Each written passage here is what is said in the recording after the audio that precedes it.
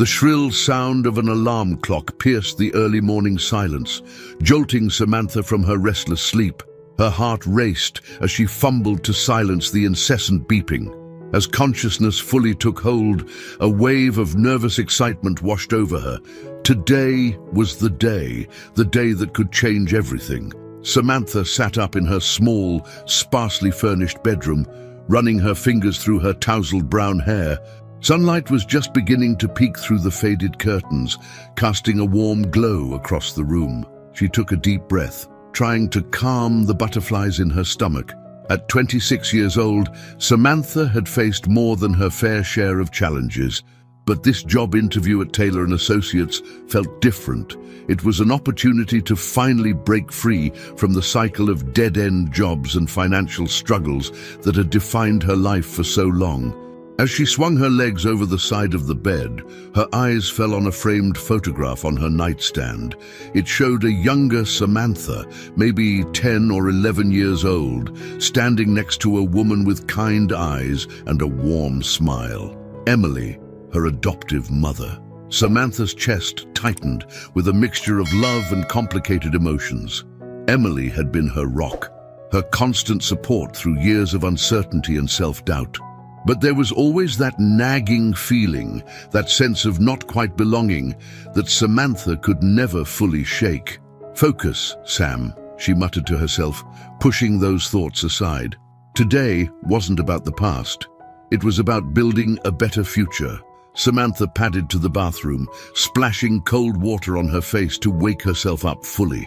As she stared at her reflection in the mirror, she tried to channel the confidence she so desperately needed. Her green eyes, flecked with gold, looked back at her with determination. She had worked hard for this opportunity, spending countless nights studying and preparing. She deserved this chance. Back in her room, Samantha opened her closet, surveying the limited options before her. She needed something professional, something that would make the right impression. Her hand hesitated over a navy blue blazer, a thrift store find that she had carefully tailored to fit her petite frame. It wasn't designer, but it was the best she had. As she rummaged through her jewelry box for a pair of simple earrings, her fingers brushed against something unexpected.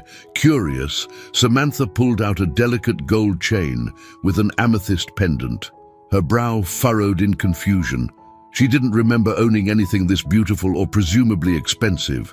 Then a memory flickered to life. This was Emily's necklace. Samantha had seen her wear it on special occasions, always handling it with a reverence that suggested it held some deeper meaning. But why was it here, in Samantha's room?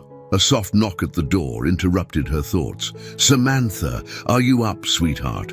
Emily's voice called out. "Yeah, Mom, come in," Samantha replied, quickly clasping the necklace around her neck. She wasn't sure why, but something told her to wear it today. Emily entered, already dressed for her job at the local diner. Her face lit up when she saw Samantha. "Oh, honey, you look so professional. They'd be crazy not to hire you on the spot." Samantha managed a small smile, her nerves returning full force. "Thanks, Mom. I just hope I don't mess this up." Emily crossed the room and took Samantha's hands in hers. "Listen to me. You are smart, capable, and hardworking. You've overcome so much, and I couldn't be prouder of the woman you've become. Just be yourself in that interview, and they'll see what I see every day." Tears pricked at Samantha's eyes, and she pulled Emily into a tight hug. "I don't know what I'd do without you," she whispered. As they separated, Emily's gaze fell on the necklace.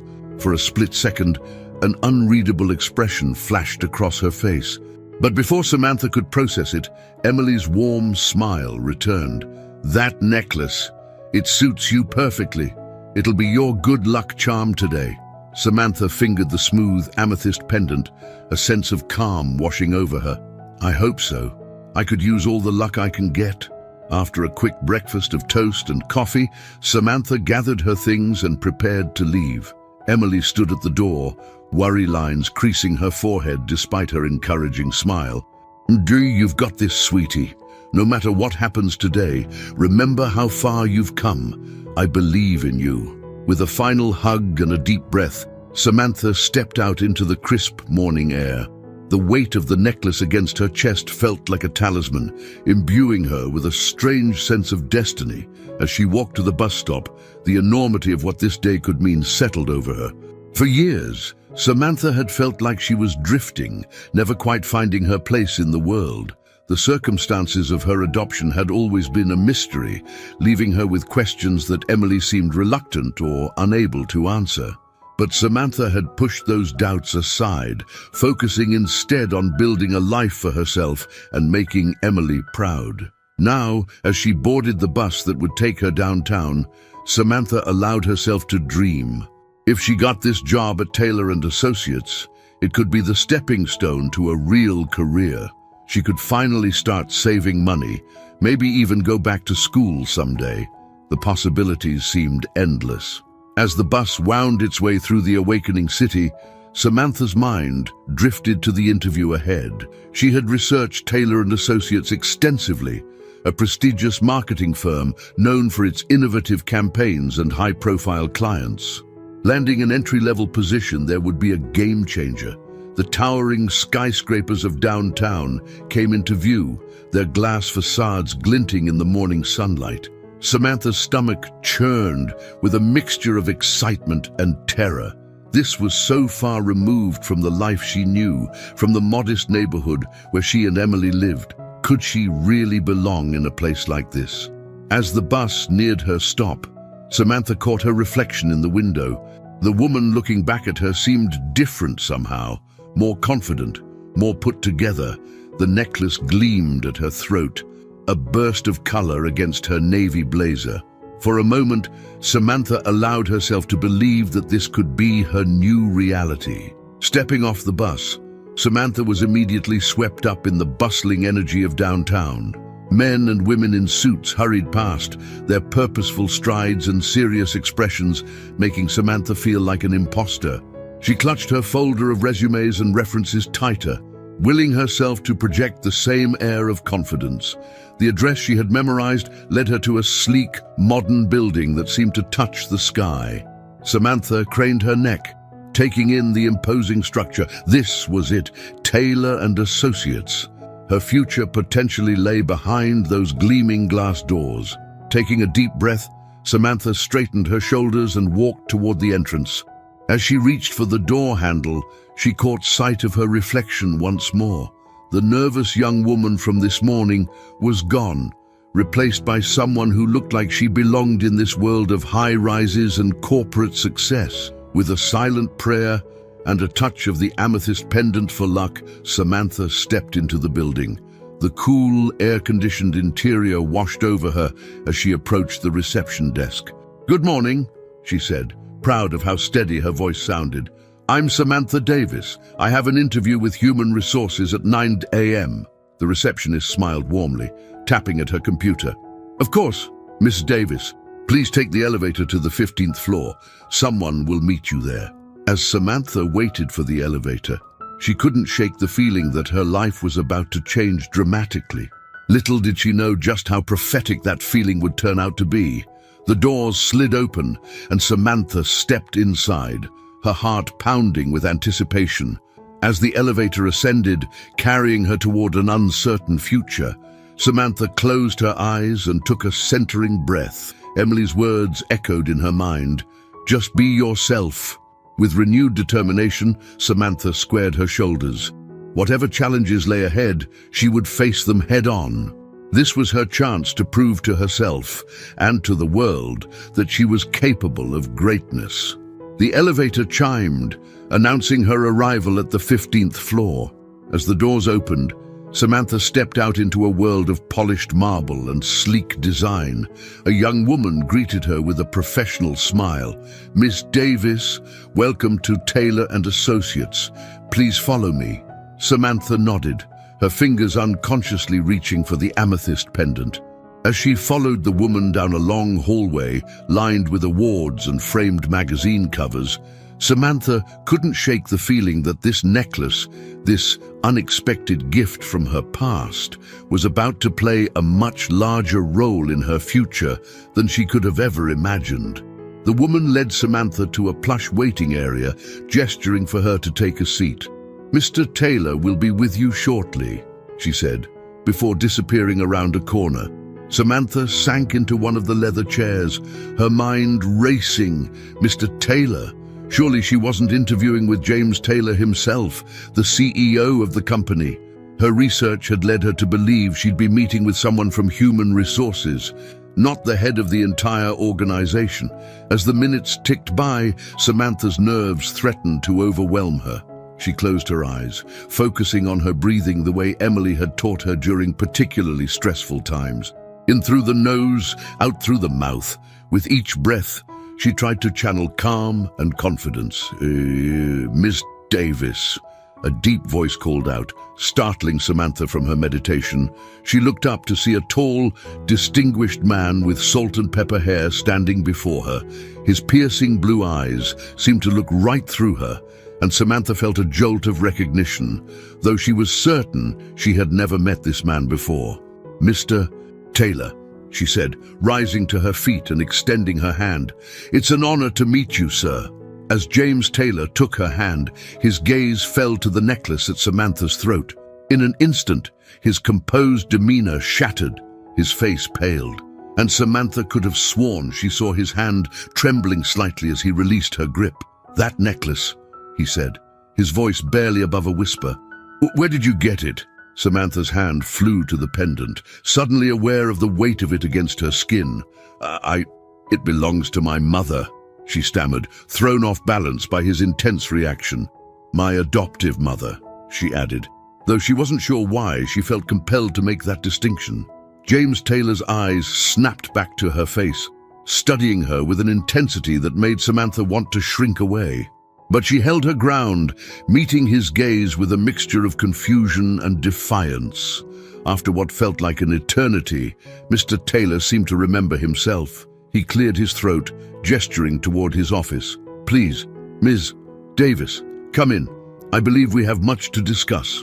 As Samantha followed him into the spacious corner office, she couldn't shake the feeling that this interview was about to take a very unexpected turn. The necklace felt heavier now, as if imbued with the weight of secrets long buried.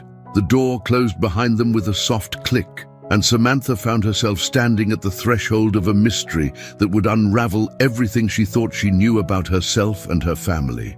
Little did she know that the true purpose of this meeting was about to reveal itself, setting in motion a chain of events that would change not only her life, but the lives of everyone connected to that simple amethyst pendant.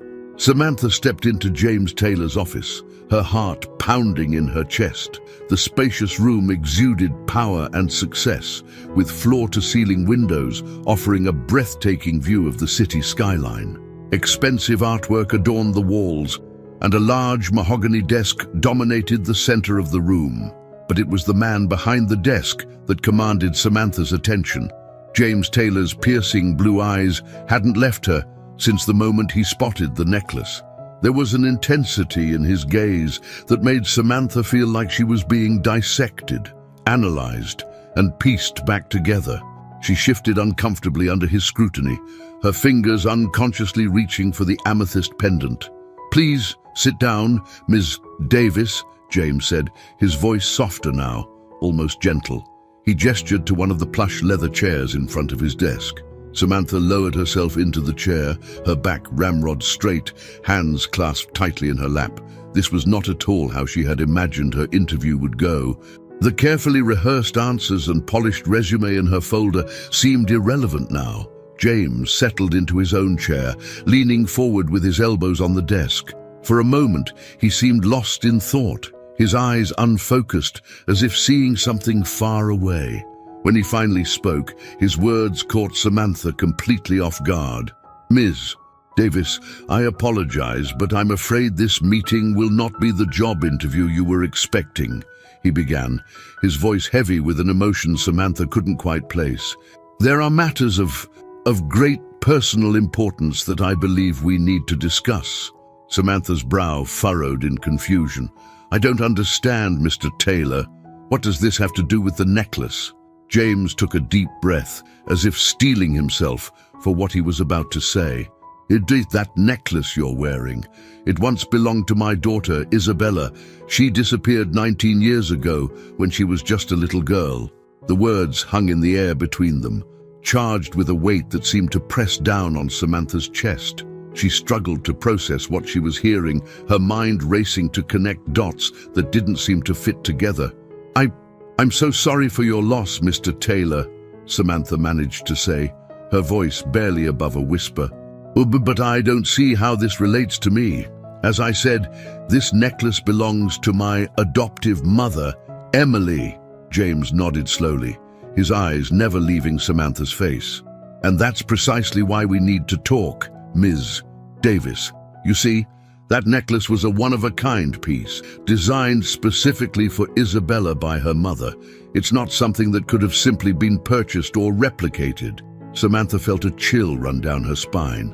The implications of what James was saying began to dawn on her, and she felt as if the ground was shifting beneath her feet. "Are you suggesting, do you think there's some connection between your daughter's disappearance and my adoption?" The words tumbled out of Samantha's mouth before she could stop them, giving voice to the unthinkable possibility that was forming in her mind. James leaned back in his chair, his expression a mixture of pain and cautious hope. "I don't know, Miss Davis, but I intend to find out. Can you tell me more about your adoption? How long have you been with Emily?" Samantha swallowed hard, trying to gather her thoughts. The familiar story of her childhood suddenly felt foreign on her tongue. "Emily adopted me when I was 7 years old. I don't remember much from before that. She always told me that my birth parents had died in an accident and that she had been a friend of the family." As she spoke, memories began to surface, fragmented images and feelings that Samantha had long since buried. The uncertainty of her early years, the sense of not belonging, the nightmares that had plagued her as a child, but faded with time. James listened intently, his eyes never leaving Samantha's face. When she finished speaking, he remained silent for a long moment, as if processing every word. "Ms. Davis." "Samantha," he said finally, his voice gentle. "I know this must be overwhelming for you. Believe me, I'm feeling quite overwhelmed myself. But I need to ask you something, and I want you to really think before you answer." Samantha nodded, her throat too tight to speak. "Is there anything at all that you remember from before your adoption? Any faces, names, or places that might seem significant now?" Samantha closed her eyes, trying to sift through the hazy memories of her early childhood. Most of it was a blur, but there was something, a fragment of a memory that had always felt more like a dream. "There was a beach," she said slowly, her eyes still closed. "I remember the sound of waves and the feel of sand between my toes. And there was a woman, not Emily, but someone else. She was crying, I think, and she gave me something to hold on to." Samantha's eyes flew open as the realization hit her. Her hand flew to the necklace, fingers trembling as they traced the smooth surface of the amethyst. James leaned forward, his face pale. "Samantha, the beach house was Isabella's favorite place. We spent every summer there before she disappeared." The silence that followed was deafening. Samantha felt as if she were standing on the edge of a precipice, teetering between the life she had always known and a truth that threatened to shatter everything. "Mr. Taylor," she began, her voice shaking. "Are you saying, do you think that I might be—" James held up a hand, his expression a mixture of hope and caution. "I don't want to jump to conclusions, Samantha. The disappearance of my daughter has been the defining tragedy of my life, and I've learned the hard way not to let hope cloud my judgment. But I cannot ignore the possibility that's staring us in the face." He stood up, moving to a cabinet on the far side of the office. When he returned, he was holding a framed photograph. With trembling hands, he placed it on the desk in front of Samantha. The photo showed a happy family. James, looking younger and carefree, stood with his arm around a beautiful woman with long dark hair. Between them was a little girl, no more than 6 or 7 years old, with familiar green eyes flecked with gold. Around her neck gleamed an amethyst pendant. Samantha felt the air leave her lungs as she stared at the photo. The resemblance was undeniable. The little girl could have been Samantha herself at that age. "This was taken the summer before Isabella disappeared," James said softly. "It was the last family photo we ever took." Samantha couldn't tear her eyes away from the image. 1,000 questions raced through her mind, each more unsettling than the last. If she really was Isabella, what did that mean for her relationship with Emily? How could the woman who had raised her, loved her, supported her through every challenge, be involved in something so unthinkable? And what about James? The man sitting across from her could be her biological father. The thought was too enormous, too life-altering to fully comprehend. "I know this is a lot to take in," James said, breaking the silence. "And I want you to understand that I'm not making any definitive claims, but I think it's clear that we need to investigate this further." Samantha nodded numbly, still struggling to find her voice. When she finally spoke, her words surprised even her. "What do we do now?" James's expression softened, a glimmer of paternal concern shining through his professional exterior. "First, I think we both need some time to process this. But if you're willing, I'd like to arrange for a DNA test. It's the only way to know for certain." The reality of the situation came crashing down on Samantha. A DNA test, scientific proof that could potentially rewrite her entire identity. The weight of it all was suffocating. I need some air," Samantha stammered, rising abruptly from her chair. The room felt too small, the possibilities too vast. James stood as well, concern etched on his face.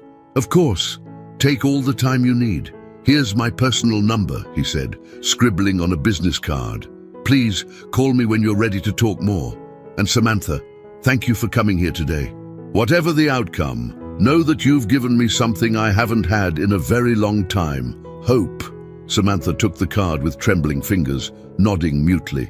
As she turned to leave, James called out once more, "And Samantha, please, don't mention any of this to Emily just yet. If there's even a chance that she's involved in Isabella's disappearance, we need to tread carefully." The implication of his words sent a chill down Samantha's spine.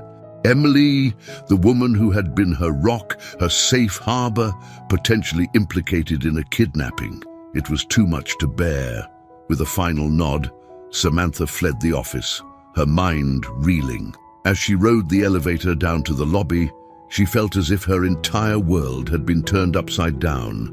The job interview that was supposed to be a step toward a brighter future had instead opened a door to a past she never knew existed. Stepping out onto the busy street, Samantha gulped in the fresh air, trying to steady herself. The bustling city around her seemed surreal, as if she were watching it all through a hazy filter. How could the world just go on as normal when her entire reality had been shaken to its core? With shaking hands, Samantha pulled out her phone. She had several missed calls from Emily, no doubt checking in to see how the interview had gone. The sight of her adoptive mother's name on the screen sent a fresh wave of confusion and pain through Samantha. For the first time in her life, Samantha found herself questioning everything she thought she knew about Emily. The woman who had dried her tears, celebrated her victories, and stood by her through every hardship. Could she really be capable of something as heinous as kidnapping? As Samantha began the long walk home, her mind raced with possibilities. Should she confront Emily? Should she agree to the DNA test? And what would it mean for her future if she really was Isabella Taylor? The amethyst pendant felt heavy against her chest, a physical reminder of the secrets and lies that now threatened to unravel her entire existence. With each step, Samantha felt as if she were walking away from the life she had always known and toward an uncertain future filled with questions she wasn't sure she was ready to answer. Little did she know that this was just the beginning. The revelations of this day would set in motion a chain of events that would not only change her life, but would also uncover long-buried secrets, test the bonds of family and love, and force everyone involved to confront the painful truths they had spent years trying to forget. As Samantha disappeared into the crowd, the weight of her newfound knowledge pressing down on her shoulders, the stage was set for a drama that would unfold in ways none of them could have ever imagined. The walk home felt like an eternity for Samantha. Her mind raced, replaying every moment of her shocking encounter with James Taylor. The bustling city streets seemed to blur around her, the noise of traffic and pedestrians fading into a distant hum as she grappled with the implications of what she had learned. As she approached the modest apartment building she shared with Emily, Samantha's steps slowed. The familiar sight of home, once a source of comfort, now filled her with a sense of unease. She paused at the entrance, her hand hovering over the door handle. How could she face Emily now, knowing what she knew, or rather, what she didn't know? Taking a deep breath, Samantha steeled herself and entered the building. As she climbed the stairs to their third-floor apartment, each step felt heavier than the last. The weight of secrets and unanswered questions seemed to press down on her, making the familiar journey feel like scaling a mountain. Samantha hesitated at the door, her key poised in the lock. Through the thin walls, she could hear the muffled sounds of Emily moving about inside. For a moment, Samantha was transported back in time to countless afternoons coming home from school, knowing that Emily would be there with a warm smile and a listening ear. The contrast between those comforting memories and the turmoil of her current emotions was almost too much to bear. Before she could decide whether to enter or flee, the decision was made for her. The door swung open, revealing Emily's concerned face. "Samantha, there you are, sweetheart. I've been so worried. How did the interview go?" Emily's voice was warm and full of genuine concern, just as it had always been. Samantha felt a lump form in her throat. How could she look at this woman, the only mother she had ever known, and see a potential kidnapper? The cognitive dissonance was overwhelming. It didn't go as expected," Samantha managed to say, her voice barely above a whisper. She stepped into the apartment, avoiding Emily's gaze. Emily's brow furrowed with concern. "Oh, honey, I'm so sorry. These things happen, though. There will be other opportunities. Why don't you sit down and I'll make us some tea?" As Emily bustled off to the kitchen, Samantha sank onto the worn but comfortable couch.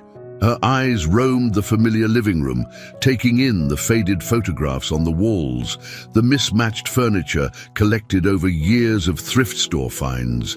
Every corner of this space held memories of the life she and Emily had built together. Could it all be based on a lie? Emily returned with 2 steaming mugs of chamomile tea, Samantha's favorite for calming her nerves.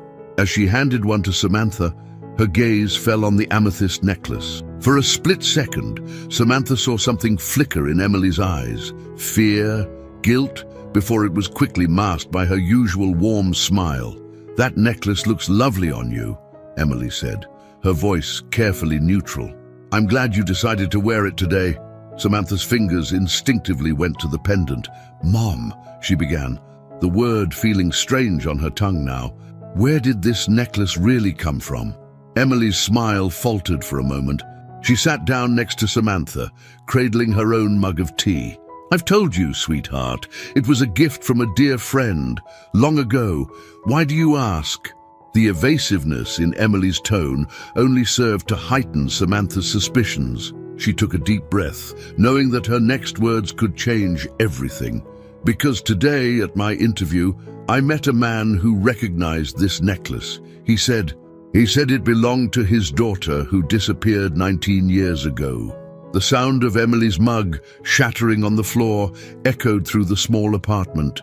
Tea splashed across the worn carpet, but neither woman moved to clean it up. Emily's face had gone pale, her eyes wide with an emotion Samantha couldn't quite place. Shock, terror, guilt. "Samantha," Emily said, her voice trembling, "I don't know what that man told you, but his name is James Taylor," Samantha interrupted, her voice gaining strength. "He's the CEO of Taylor & Associates, and he thinks I might be his long-lost daughter, Isabella." The silence that followed was deafening. Emily seemed to shrink into herself, her usual confident demeanor crumbling before Samantha's eyes. When she finally spoke, her voice was barely audible. "Oh, Samantha, I never wanted you to find out like this." The admission hit Samantha like a physical blow. She stood up abruptly, putting distance between herself and the woman she had called mother for so long. "So it's true," Samantha's voice cracked with emotion. "Everything you've ever told me about my past, about my adoption, it's all been a lie." Emily reached out towards Samantha, her eyes brimming with tears. "No, sweetheart, please. It's not that simple. You have to understand." But Samantha wasn't ready to understand. The hurt and betrayal coursing through her veins drowned out any desire for explanations. "How could you, Mom? How could you keep something like this from me? Did you really kidnap me?" Emily flinched at the accusation, tears now flowing freely down her cheeks. "Samantha, please, I love you. Everything I've ever done has been to protect you. You have to believe me." But Samantha was beyond hearing. The walls of the apartment felt like they were closing in on her. She needed to get out, to breathe, to think. Without another word, she turned and fled the apartment, ignoring Emily's anguished calls behind her. Samantha ran down the stairs and out onto the street, her vision blurred by tears. She had no destination in mind. She just knew she needed to get away. As she walked aimlessly through the city, her mind was a whirlwind of conflicting emotions. On one hand, there was anger and betrayal. How could Emily, the woman who had raised her, loved her, supported her through every challenge, have kept such a monumental secret? The foundation of trust upon which their relationship was built seemed to crumble with each step Samantha took. But beneath the anger, there was a deeper, more painful emotion: fear. Fear of losing the only family she had ever known. Fear of what this revelation meant for her identity, her past and her future. Who was she, if not Samantha Davis, Emily's adopted daughter? As the sun began to set, casting long shadows across the city streets, Samantha found herself in a small park. She collapsed onto a bench, physically and emotionally exhausted. Pulling out her phone, she saw dozens of missed calls and messages from Emily. Each one sent a fresh wave of pain through her heart. Almost without thinking, Samantha's fingers found James Taylor's business card in her pocket. Before she could second-guess herself, she dialed the number. "Mr. Taylor, it's Samantha," she said when he answered, her voice hoarse from crying. I think I'm ready for that DNA test." On the other end of the line, James's voice was filled with a mixture of concern and barely contained hope. "Of course, Samantha. I can arrange everything for tomorrow if you're comfortable with that. Are you all right? Do you need anything?" Samantha hesitated, realizing she had nowhere to go. The thought of returning to the apartment she shared with Emily was unbearable. "Actually, Mr. Taylor, I don't suppose you could recommend a hotel. I don't think I can go home tonight." There was a pause on the other end of the line. When James spoke again, his voice was gentle. "Samantha, I have a guest room. If you're comfortable with it, you're more than welcome to stay here. No pressure, of course, but the offer is there." Samantha closed her eyes, weighing her options. Staying with a virtual stranger, a man who might be her biological father, was far from ideal, but the alternative of facing Emily or spending the night alone in a hotel room seemed even worse. "Thank you, Mr. Taylor," she said finally. "I appreciate the offer. If it's not too much trouble." "Not at all," James replied, the relief evident in his voice. "I'll text you the address. Take your time and please, call me James." As Samantha ended the call, she felt a strange mix of emotions: fear, uncertainty, and a tiny glimmer of hope. Whatever happened next, there was no going back. The life she had known was forever changed. Across town, in a lavish penthouse apartment, James Taylor put down his phone, his hand trembling slightly. He walked to a bookshelf and pulled out a well-worn photo album. Opening it to a familiar page, he traced his finger over a photograph of a smiling little girl with green eyes flecked with gold. "Could it really be you, Isabella?" he whispered, his voice thick with emotion. "After all these years." As the city lights began to twinkle in the gathering darkness, three individuals, Samantha, Emily, and James, found themselves at a crossroads. Each of them carried the weight of the past, the pain of secrets long held, and the uncertain promise of what the future might hold. Little did they know that their lives were about to become inexorably intertwined in ways none of them could have imagined. As Samantha made her way to James's apartment, Emily sat alone in her empty home, and James prepared to welcome the young woman who might be his long-lost daughter. The stage was set for revelations that would shake them all to their very cores. The truth, as they would soon discover, was far more complex and painful than any of them could have anticipated. And as the night settled over the city, the shadows of the past loomed large, threatening to engulf them all in a web of lies, love, and long-buried secrets. The soft glow of dawn was just beginning to paint the sky when Samantha stirred from her restless sleep. For a moment, disoriented by the unfamiliar surroundings of James Taylor's luxurious guest room, she felt a surge of panic. Then the events of the previous day came rushing back, and with them, a fresh wave of emotional turmoil. Samantha sat up slowly, her eyes scanning the opulent room. Everything here was a stark contrast to the modest apartment she shared with Emily. The thought of her adoptive mother sent a pang through Samantha's heart, a mixture of love, betrayal, and confusion that threatened to overwhelm her. A soft knock at the door pulled Samantha from her reverie.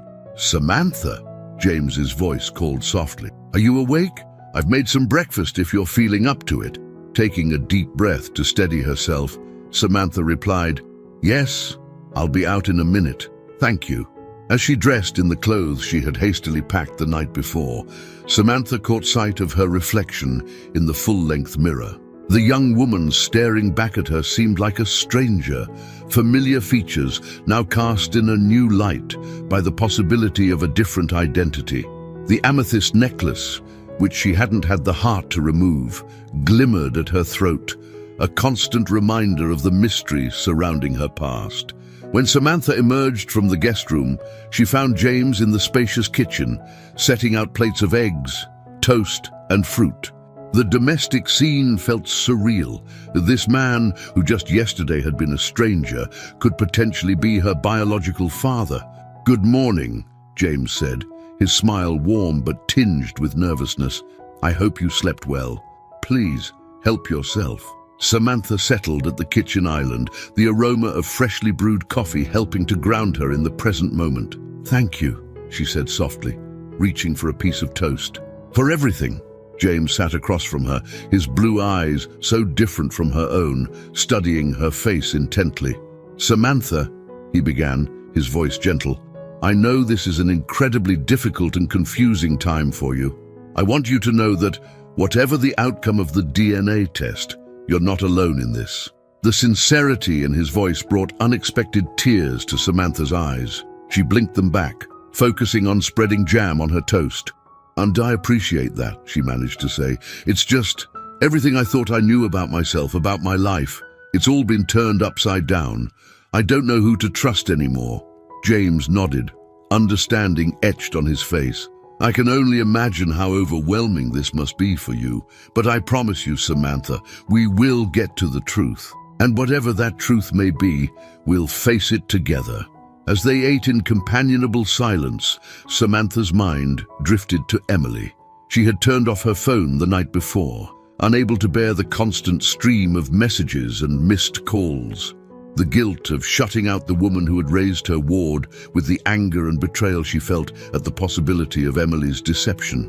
"The lab will be ready for us at 10 a.m., James said, breaking into Samantha's thoughts. We don't have to go through with this if you're not ready. It's entirely your decision."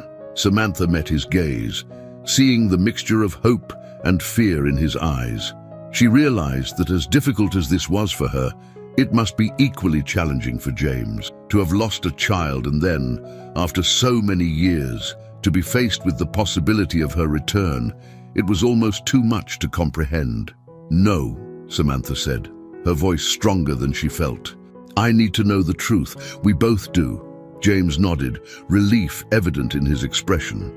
As they prepared to leave for the lab, Samantha felt a strange calm settle over her. Whatever the results might be, at least she would have answers. The ride to the lab was quiet, each lost in their own thoughts. As they entered the sterile building, Samantha felt her heart begin to race. This simple test had the power to redefine her entire existence.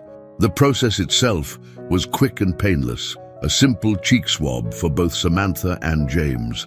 As the lab technicians sealed their samples, Samantha felt as if she was standing on the edge of a precipice, about to take a leap into the unknown.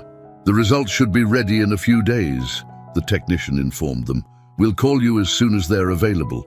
As they left the lab, James turned to Samantha. What would you like to do now? We could get some lunch, or if you prefer some time alone, I completely understand. Samantha hesitated, torn between the desire for solitude and the strange comfort she found in James's presence. Before she could respond, her phone, which she had reluctantly turned back on, began to buzz insistently. Emily's name flashed on the screen, along with notifications of dozens of missed calls and messages. Samantha stared at the phone, her hand trembling slightly. James noticed her distress. Is it Emily? He asked gently. Samantha nodded, unable to speak. Samantha, James said, his voice careful, I know this is difficult, but I think you should talk to her. Whatever the truth may be, Emily has been a part of your life for a long time. She deserves a chance to explain. The rational part of Samantha knew James was right, but the emotional turmoil within her made the prospect of facing Emily daunting. I don't know if I'm ready, she whispered. James placed a comforting hand on her shoulder. You don't have to do it alone. If you'd like, we could meet Emily together. Neutral ground, somewhere public. I'll be there for support, but you can lead the conversation. Samantha considered the offer. The thought of confronting Emily was terrifying, but having James there as a buffer made it seem more manageable. After a moment's hesitation, she nodded. Okay, let's do it. With shaking hands, Samantha dialed Emily's number. The phone barely rang once before Emily answered, her voice frantic with worry. Samantha, oh, thank God. Are you all right? Where are you? I'm okay, Mom, Samantha said, the familiar term feeling strange on her tongue now. Can we meet? There's a lot we need to talk about. Emily's relief was palpable even through the phone. Of course, sweetheart. Anything you want. Where and when? They agreed to meet at a small cafe near the lab in an hour. As Samantha ended the call, she felt a mixture of dread and determination. This conversation would be one of the most difficult of her life, but it was necessary. James squeezed her shoulder gently. You're incredibly brave, Samantha. Remember, I'll be right there with you. As they made their way to the cafe, Samantha's mind raced with questions. What would Emily say? How much did she really know about Samantha's past? And most importantly, could their relationship survive the truth, whatever it might be? The cafe came into view, and with it, the sight of Emily pacing anxiously outside. Samantha's steps faltered for a moment, overwhelmed by the conflicting emotions surging through her. James's steady presence beside her gave her the strength to continue forward. Emily's eyes widened as she saw Samantha approaching with James. A flicker of recognition, followed by fear, crossed her face. In that moment, Samantha knew that whatever Emily was about to say would change everything. As they reached the cafe entrance, Emily's gaze darted between Samantha and James, her expression a mixture of love, fear, and resignation. Samantha, she said softly, her voice trembling. I suppose it's time I told you everything. The three of them entered the cafe, the cheerful chatter of other patrons a stark contrast to the tension surrounding their small group. As they settled into a corner booth, Samantha felt as if she was standing on the threshold of a new chapter in her life. Whatever truths were about to be revealed, there would be no going back. Emily took a deep breath, her eyes never leaving Samantha's face. Sweetheart, she began, her voice barely above a whisper. "I want you to know that everything I've done, I did out of love for you. But you're right. It's time you knew the truth about where you came from and who you really are."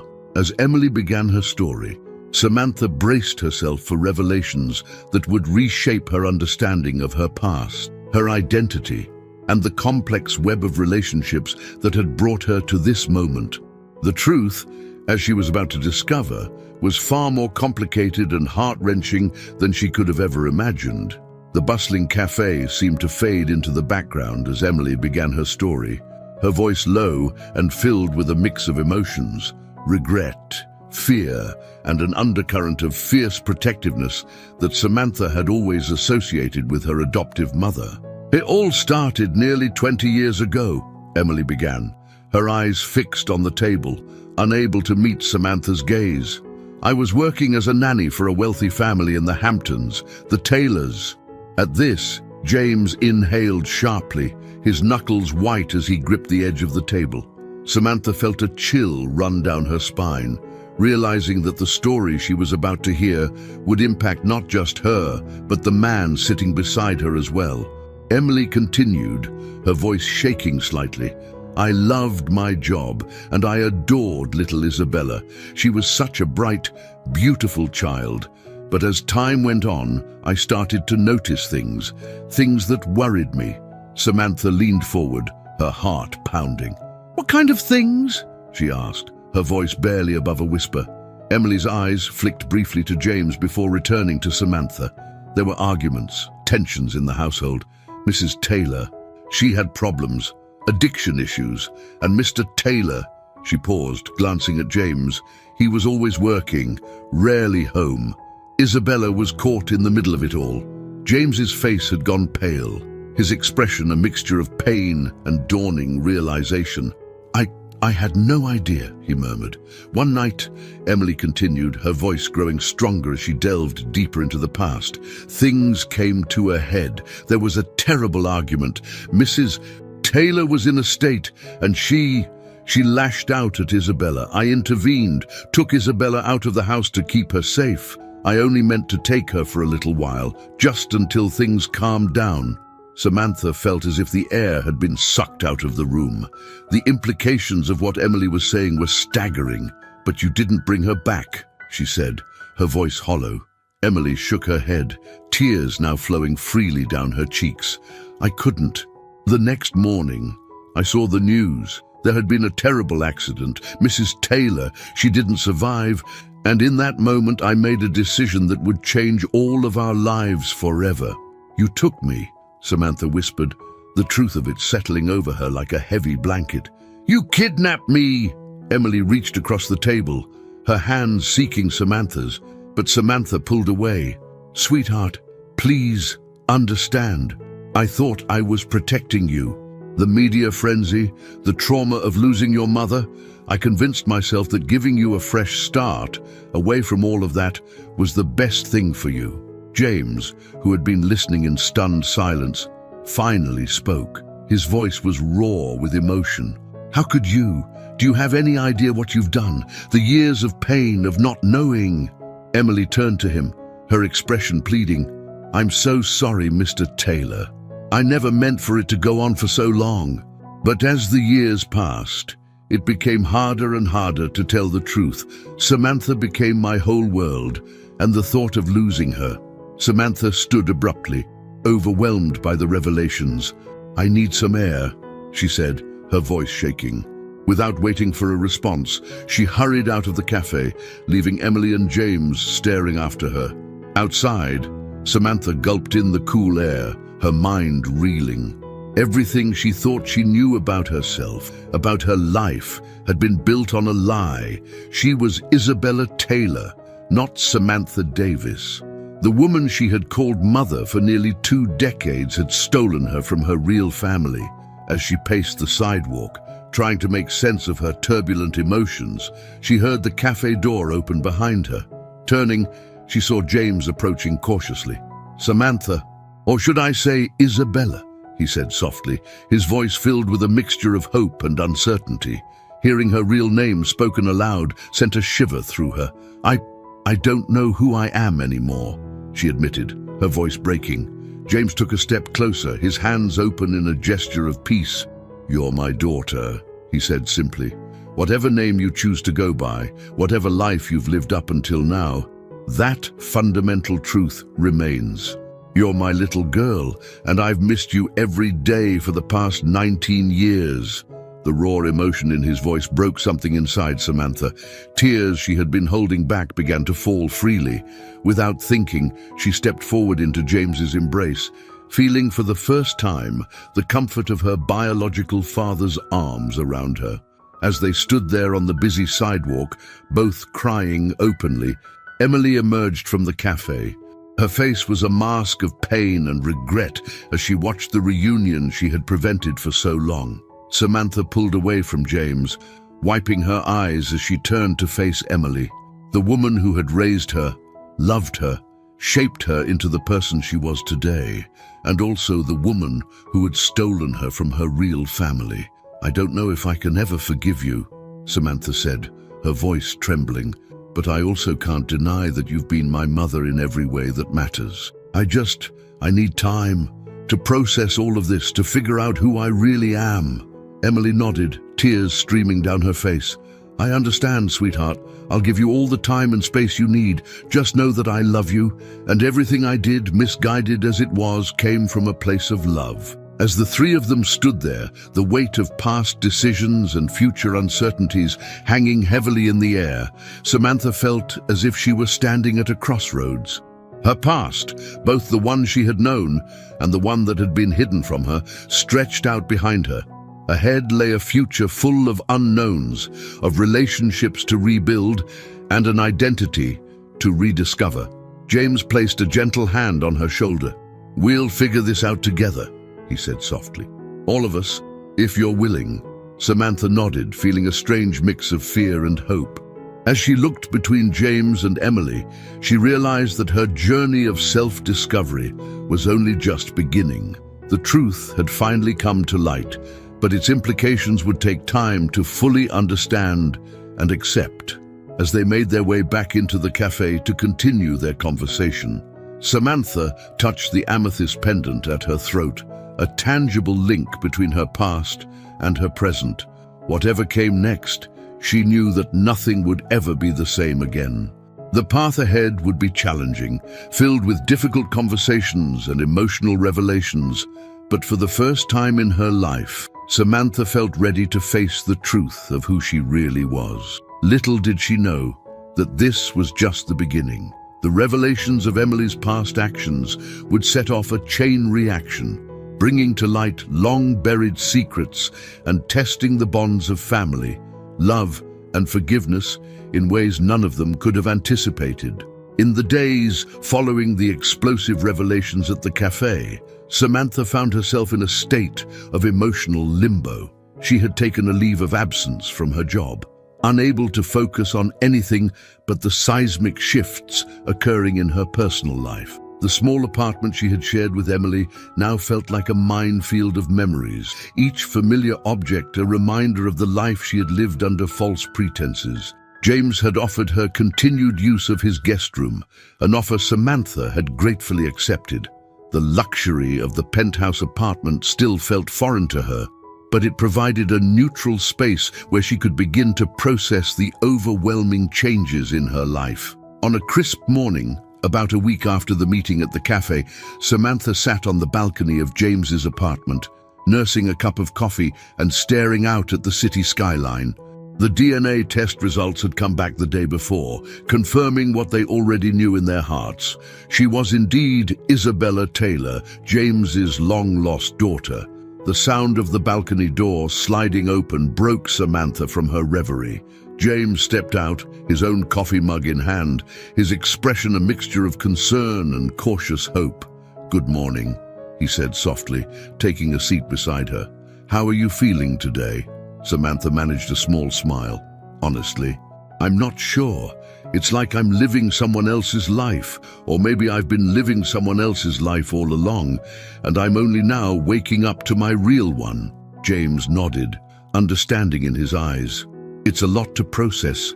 I want you to know that there's no pressure, Isabella, or Samantha if you prefer.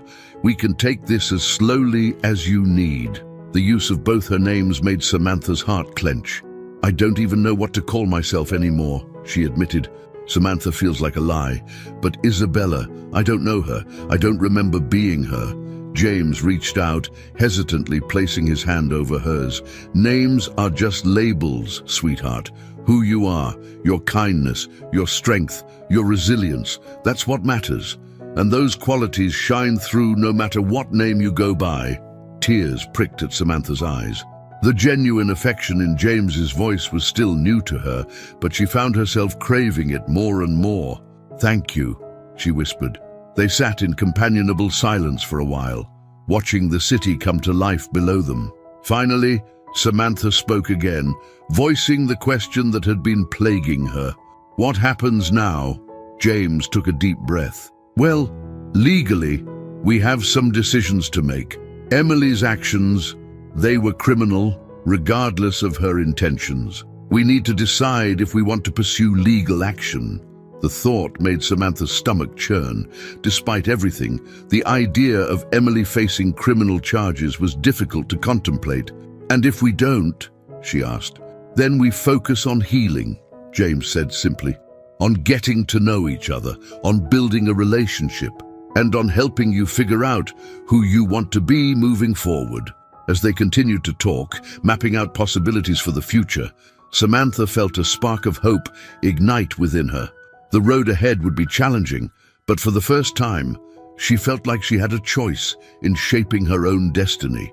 Later that day, Samantha made a difficult decision. She called Emily, asking to meet at their old apartment. It was time to face the life she was leaving behind. Walking into the familiar space felt surreal. Emily was there, looking tired and anxious. The air between them was thick with unspoken emotions. "I'm moving out," Samantha said, without preamble. I need space to figure things out." Emily nodded, tears welling in her eyes. "I understand, Samantha. Isabella, I'm so sorry for everything." As Samantha began to pack her belongings, the weight of 19 years of memories pressed down on her. Each item she placed in her suitcase felt like a piece of her old self being packed away. In her bedroom, Samantha paused at her dresser. There, in a small jewelry box, lay a collection of birthday cards from Emily. Despite everything, she couldn't bring herself to leave them behind. They were a testament to the love that had existed between them, complicated as it was. As she zipped up her suitcase, Emily appeared in the doorway. "And I know I have no right to ask," she said softly, "but will I ever see you again?" Samantha turned to face the woman who had raised her, feeling a complex mix of love, anger, and grief. "I don't know," she answered honestly. "I need time, Emily, to process, to heal, to figure out who I am without the lies." Emily nodded, tears streaming down her face. "I understand. Just know that I love you. I always have, and I always will. No matter what name you go by." As Samantha left the apartment, she felt as if she were closing a chapter of her life. The future stretched out before her, uncertain but full of possibilities. Back at James's penthouse, Samantha found her biological father on the phone, his voice raised in agitation. As she set down her bags, she caught snippets of the conversation. "No, absolutely not. This is a private family matter. I won't have you turning this into a media circus." James ended the call abruptly, turning to Samantha with an apologetic expression. "I'm sorry you had to hear that. The press has gotten wind of the story. They're clamoring for interviews, exclusive rights to our reunification story." Samantha felt a wave of panic.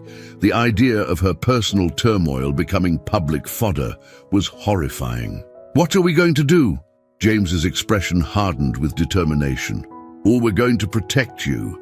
I've already contacted my lawyers.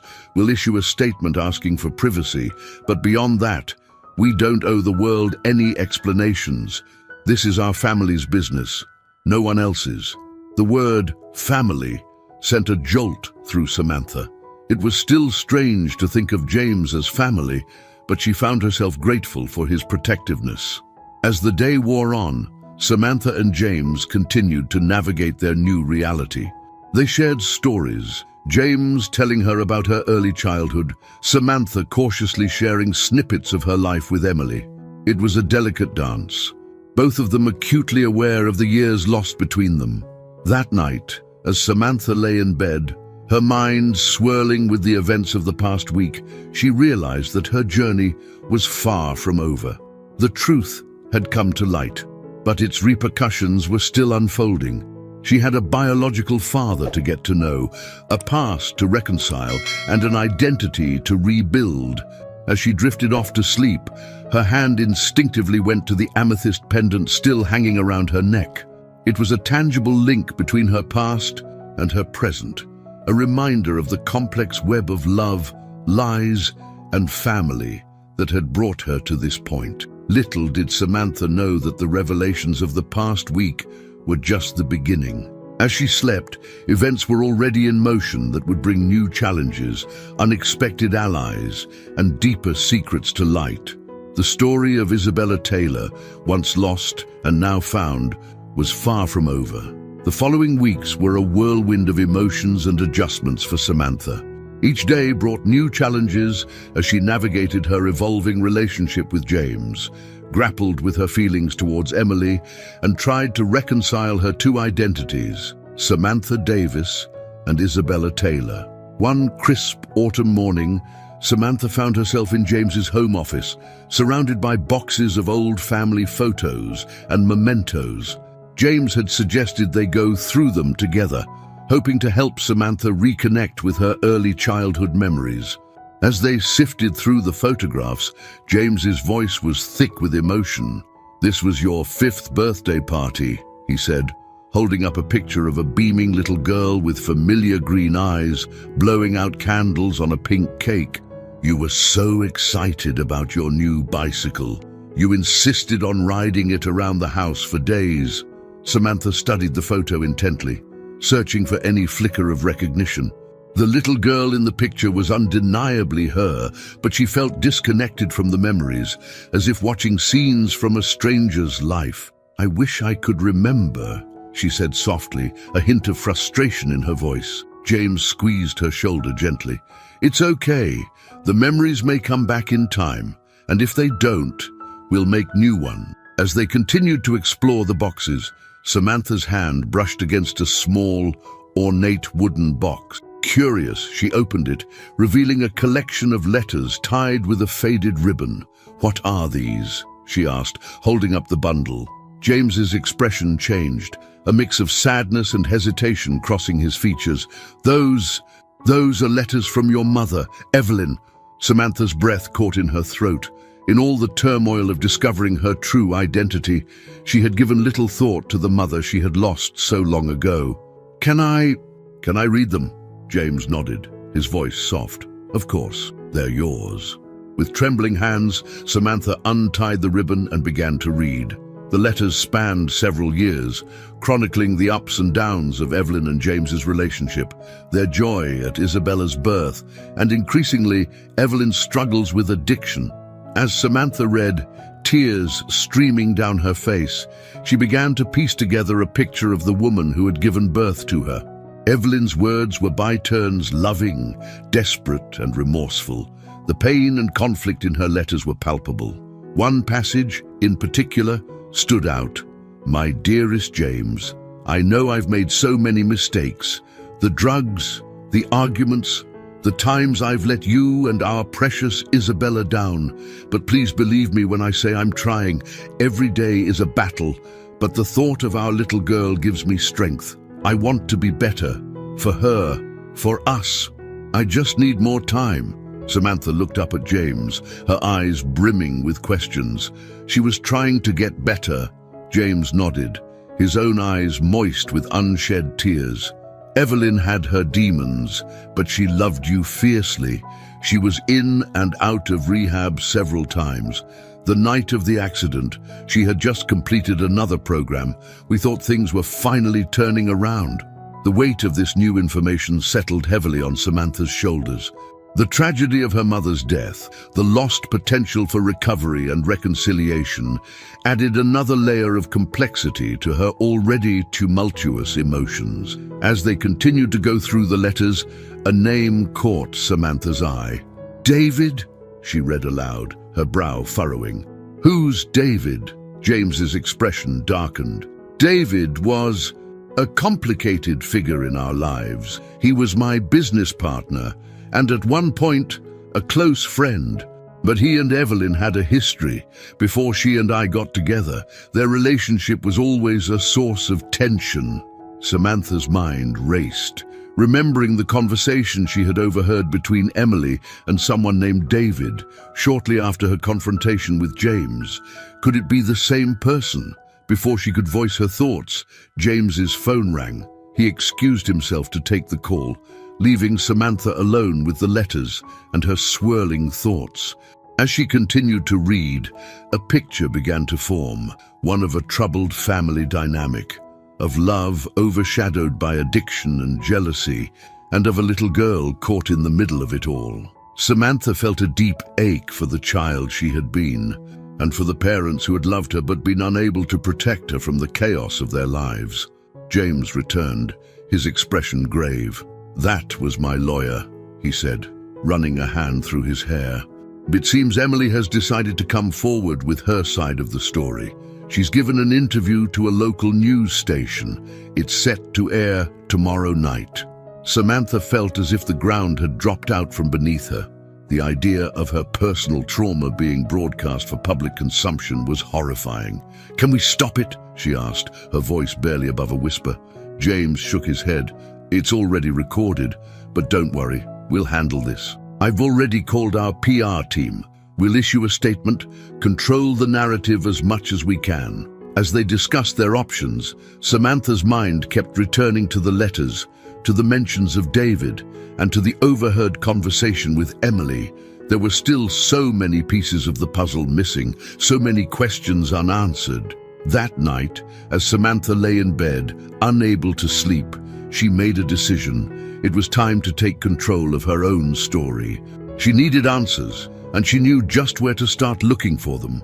Quietly, she slipped out of bed and made her way to James's office. The letters were still there, scattered across the desk.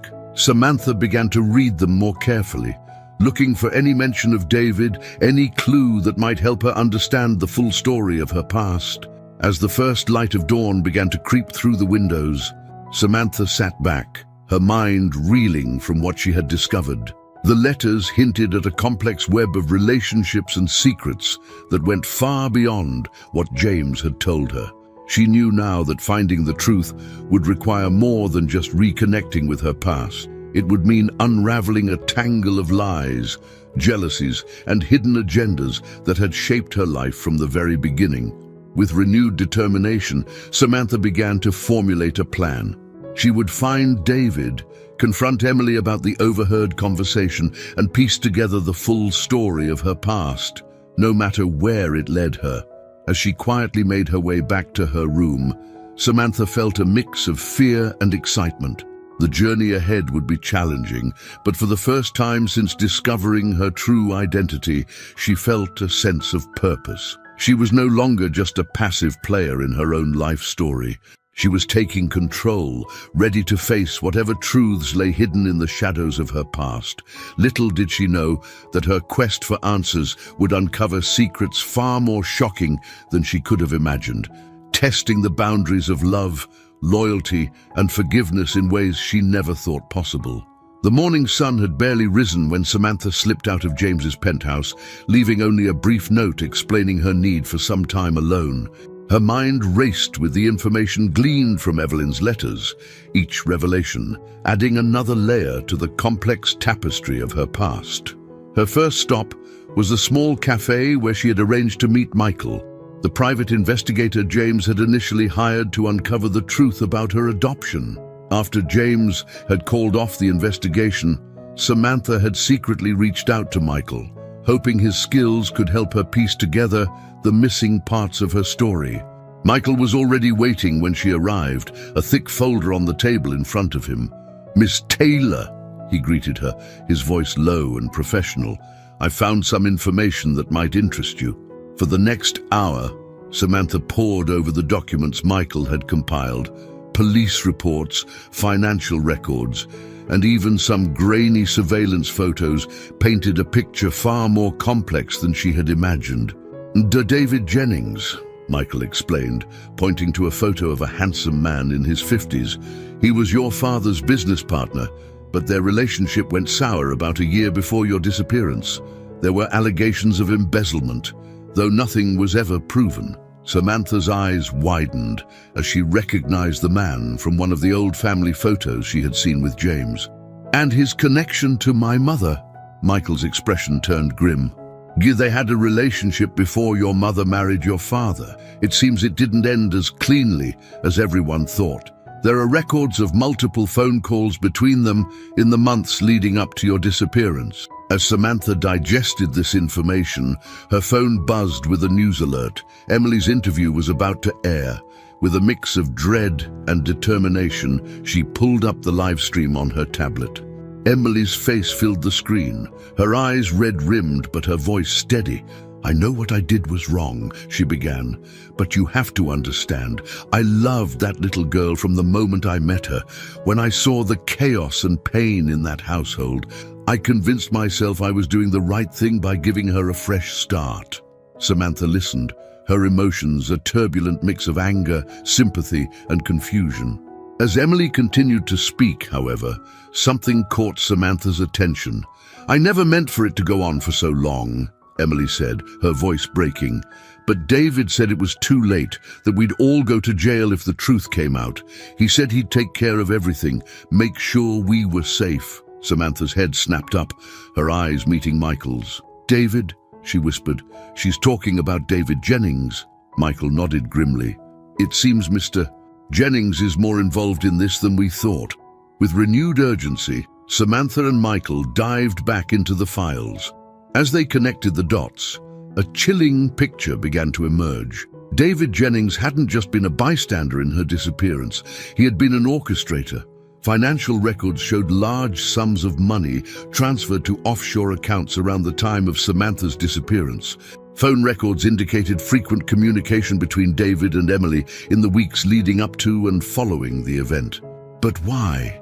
Samantha asked, her voice barely above a whisper. "Why would he do this?"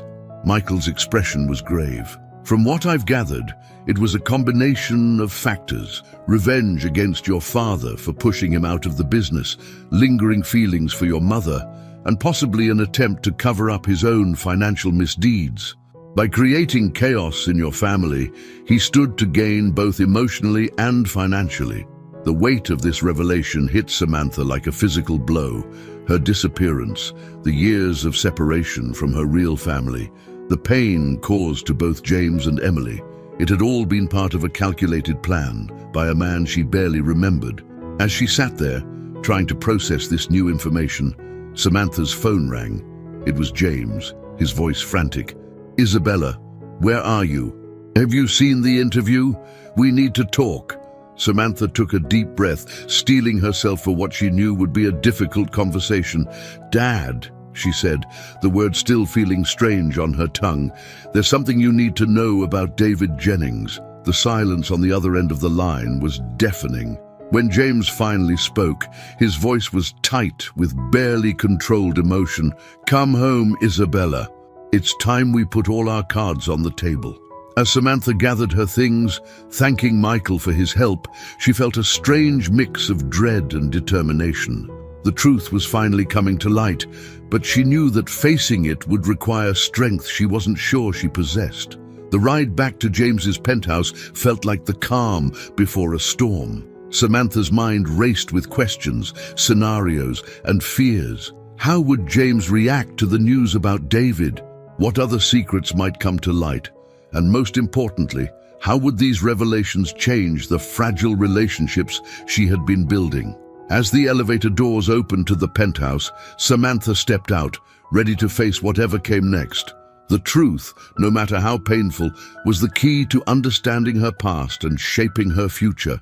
With each step, she felt herself growing stronger, more determined to uncover every last secret that had shaped her life. Little did she know that the biggest revelations were yet to come, and that the truth would test the bonds of family, love, and forgiveness in ways she could never have imagined. As Samantha stepped into the penthouse, the tension in the air was palpable. James stood by the floor-to-ceiling windows, his posture rigid, hands clasped behind his back. He turned as she entered, his face a mask of conflicting emotions. "Isabella," he said, his voice strained. "I'm glad you're here. We have much to discuss." Samantha took a deep breath, steeling herself for the conversation ahead. "Yes, we do. But first, I need you to listen to what I've discovered." For the next hour, Samantha laid out everything she had learned from Michael's investigation and her own research. She watched as James's expression shifted from shock to anger to a deep, profound sadness. When she finished, James sank onto the sofa, looking suddenly older and more vulnerable than Samantha had ever seen him. "I suspected David might have been involved," he said quietly, "but I never imagined the extent of his betrayal." Samantha sat beside him, cautiously placing a hand on his arm. "Dad, why didn't you tell me about your history with David, about his connection to Mom?" James sighed heavily. "I wanted to protect you, Isabella. I thought if I could shield you from the ugliness of the past, it would be easier for you to adjust to your new life. But I see now that I was wrong. You deserved the whole truth from the beginning."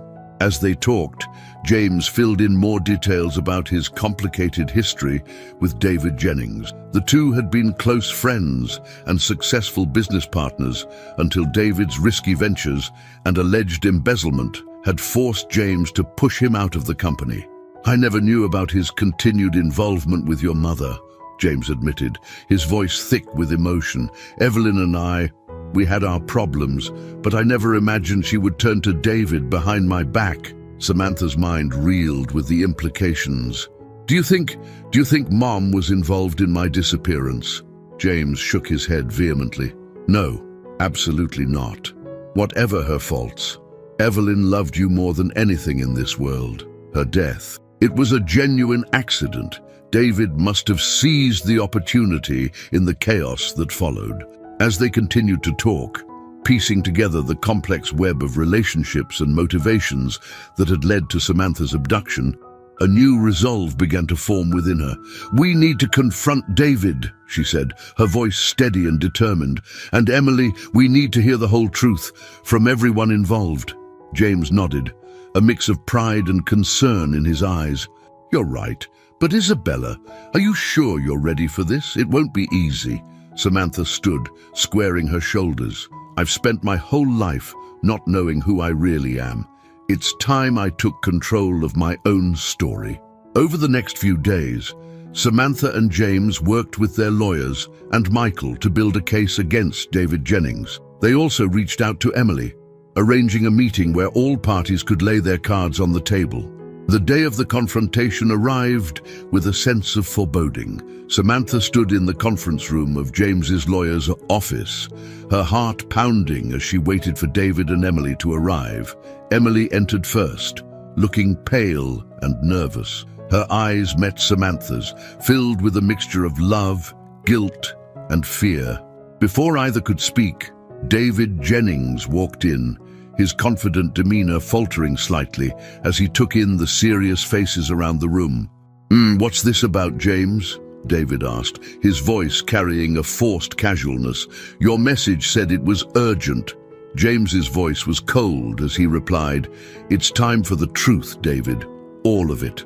About Isabella's disappearance, about your involvement with Evelyn, about the money you embezzled from our company." David's facade cracked, his eyes darting between James, Samantha, and Emily. "I don't know what you're talking about." "Emily, what have you been saying?" Emily, who had been silent until now, stood up straighter, a new resolve in her eyes. "I'm done lying, David. For Isabella's sake, for my own conscience. It's time everyone knew the truth." What followed was a grueling hours-long session of revelations, accusations, and confessions. David, realizing he was cornered, eventually broke down and admitted to his role in orchestrating Samantha's abduction. He had manipulated Emily's genuine concern for the child's welfare, using it as a cover for his own schemes of revenge and financial gain. Emily, tears streaming down her face, filled in the gaps of the story. Her initial act of taking Isabella had been born of genuine concern, but David had convinced her that returning the child would result in jail time for them both. Over the years, he had used threats and manipulation to keep her silent. As the full picture emerged, Samantha felt a whirlwind of emotions. Anger at the deceptions that had shaped her life, sympathy for Emily's misguided but well-intentioned actions, and a deep, searing pain for the years lost with her real family. When it was over, David was led away by the authorities, facing charges of kidnapping, fraud, and embezzlement. Emily, though not absolved of her role, was treated with more leniency due to her cooperation and the circumstances of her involvement. In the aftermath of the confrontation, Samantha found herself emotionally drained, but also strangely liberated. The truth, painful as it was, had finally come to light. As she stood between James and Emily, she realized that her journey of self-discovery was far from over, but for the first time, she felt equipped to face whatever came next. "What happens now?" she asked, looking between the two people who, in very different ways, had shaped her life. James squeezed her shoulder gently. "Now we heal together, if that's what you want." Emily, her voice small but hopeful, added, "I know I have no right to ask for forgiveness, but I hope that someday we can find a way forward." Samantha took a deep breath, feeling the weight of her past and the potential of her future. I think I'd like that. It won't be easy, but I want to try." As they left the office, stepping out into the bright afternoon sun, Samantha felt a sense of possibility she hadn't experienced before.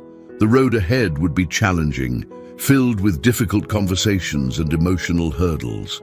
But for the first time in her life, she felt truly seen, truly known. She was Isabella Taylor and Samantha Davis, a product of both nature and nurture, shaped by love and lies, loss and redemption. And now, with the truth finally unveiled, she was ready to write the next chapter of her story on her own terms. Little did she know that this resolution was just the beginning of a new journey, one that would test her newfound strength and challenge her understanding of family, forgiveness, and identity in ways she could never have anticipated.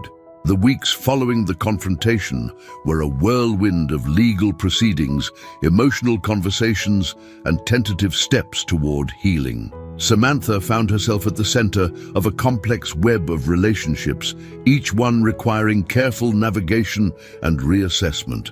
One crisp autumn morning, Samantha sat in a quiet corner of a local park, waiting for Emily to arrive.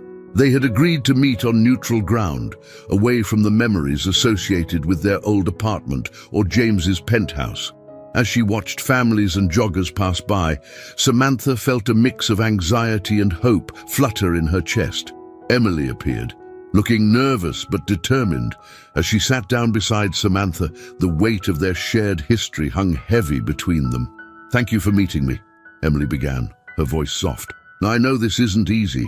Samantha nodded, taking a deep breath. "It's not, but I think it's necessary for both of us." Over the next hour, they talked more openly than they ever had before. Emily shared details about her early days as a nanny, her growing concerns about the Taylor household, and the fateful decision that had changed all their lives. "I want you to know," Emily said, her eyes brimming with tears, "that every moment of love between us was real. My methods were wrong, terribly wrong, but my love for you was never a lie." Samantha felt her own eyes welling up. "I know," she said softly. "That's what makes this so hard. I love you, Emily. You raised me, supported me, shaped me into who I am, but I'm also so angry and hurt by the deception." As they continued to talk, Samantha realized that forgiveness would be a journey, not a destination. It would take time to rebuild trust, to redefine their relationship in light of the truth. But she also knew that Emily's love, misguided as it had been, was an integral part of her life that she wasn't ready to let go of entirely. Meanwhile, Samantha's relationship with James was evolving in its own complex way. They spent time together almost daily, sharing meals, looking through old photos, and slowly getting to know each other as adults. One evening, as they sat in James's study, Samantha broached a subject that had been weighing on her mind. "Dad," she began, the words still feeling new on her tongue. "I've been thinking about my name." James looked up, his expression curious. "Oh, I've been Samantha for so long. It feels like a part of me. But Isabella, that's who I was born to be. I'm not sure how to reconcile the two." James smiled gently. "A name is just a label, sweetheart. It doesn't define who you are. But if you're looking for a solution, why not use both? Isabella Samantha Taylor. It honors all parts of your journey." The suggestion resonated with Samantha. It felt like a tangible way to acknowledge both her past and her present, a bridge between her two identities. As the legal proceedings against David Jennings progressed, Samantha found herself having to confront her feelings about her biological mother, Evelyn. James had given her more of Evelyn's letters and diaries, and reading them was an emotional roller coaster. One night, unable to sleep, Samantha found herself in the kitchen, poring over one of Evelyn's journals. James, hearing her move about, joined her. "You remind me of her, you know," he said softly, "and your mother." She had the same determination, the same spark in her eyes when she was focused on something. Samantha looked up, her expression a mix of curiosity and sadness. "Tell me more about her, the real her, not just the struggles." For hours, they sat there, James sharing stories of Evelyn's kindness, her quick wit, her passion for art. Samantha listened, piecing together an image of the mother she had lost, feeling a connection to her that transcended time and separation. As dawn broke, Samantha made a decision. "I want to visit her grave," she said. I think it's time." The visit to the cemetery was a profound experience. Standing before Evelyn's headstone, Samantha felt a surge of emotions. Grief for the relationship they never had, anger at the circumstances that had torn them apart, and a strange sense of peace in finally being able to say goodbye. As the weeks turned into months, Samantha, now going by Isabella to most, but still Samantha to those closest to her, began to carve out a new life for herself. She started therapy to help process her complex emotions, began building a career in child advocacy inspired by her own experiences, and slowly learned to balance her relationships with both James and Emily. It wasn't always easy. There were difficult days, arguments, and moments of doubt. But there were also moments of profound connection, of laughter, of family dinners that brought together the strange patchwork of people that made up her world. 1 year after the truth had come to light, Isabella stood on the balcony of her own apartment, a space that was truly hers, neither James's penthouse nor Emily's modest home. As she looked out over the city, she felt a sense of peace she hadn't known was possible. She was Isabella Samantha Taylor, daughter of James and Evelyn, raised by Emily. She was a survivor, a fighter, a young woman still discovering who she could be now that she knew the truth of where she came from. As the sun set, painting the sky in brilliant hues of orange and pink, Isabella smiled to herself. Her journey was far from over, but for the first time, she felt truly ready to embrace whatever the future might hold. With the love of her complex, imperfect family behind her, she was ready to write the next chapter of her story, one that was entirely her own. Little did she know that life still had surprises in store, challenges that would test her newfound strength, and revelations that would shake the foundations of everything she thought she knew. But that, as they say, is a story for another day. As Isabella settled into her new life, balancing her relationships with James and Emily while forging her own path, she couldn't shake the feeling that there was still more to her story. This intuition proved correct one crisp autumn morning, almost 2 years after the initial revelations about her true identity. Isabella was at her office, deeply engrossed in a case file for her child advocacy work, when her phone buzzed with an incoming call from an unknown number. Hesitantly, she answered, "Hello, is this Isabella Taylor?" a woman's voice asked, sounding nervous and uncertain. "Yes, this is she. Who am I speaking with?" There was a pause. Then, "My name is Sophia Reeves. I think I might be your sister." Isabella felt as if the ground had shifted beneath her feet. "I'm sorry. What? I don't have a sister. Half-sister, actually," Sophia clarified. "We share the same father. James Taylor is my biological father, too." The world seemed to tilt on its axis as Isabella tried to process this information. With shaking hands, she arranged to meet Sophia in person, her mind racing with questions and possibilities. Later that day, Isabella sat in a quiet cafe, her heart pounding as she waited for Sophia to arrive. When a young woman with familiar blue eyes, James's eyes, walked in, Isabella knew immediately that this was no mistake. Sophia, it turned out, was born just a year after Isabella's disappearance. Her mother, Claire, had been a colleague of James's who had comforted him during the dark days following the loss of his daughter and wife. Their brief relationship had resulted in Sophia's birth, but Claire had chosen to raise Sophia on her own, never telling James about his child. "My mum passed away 6 months ago," Sophia explained, her voice thick with emotion. "That's when I found the letters she'd written but never sent, explaining everything to me. I've been trying to work up the courage to reach out ever since." As the sisters talked, piecing together their shared history and marveling at the twists of fate that had brought them together, Isabella felt a mix of emotions she couldn't quite name. Joy at discovering family she never knew she had, anger at the secrets that had kept them apart, and a deep, aching sadness for the years they had lost. When Isabella called James to share the news, his reaction was one of shock, disbelief, and then a cautious hope. A DNA test confirmed what they already knew in their hearts. Sophia was indeed James's daughter. The revelation of Sophia's existence sent ripples through the fragile peace Isabella had established in her life. James was overjoyed to discover he had another daughter, but racked with guilt over the years he had missed. Emily, still working to rebuild her relationship with Isabella, felt a renewed sense of insecurity, fearing this new family connection would push her further to the margins of Isabella's life. As for Isabella herself, she found herself grappling with complex emotions. On one hand, she was thrilled to have a sister, someone who could understand the unique challenges of navigating a relationship with James.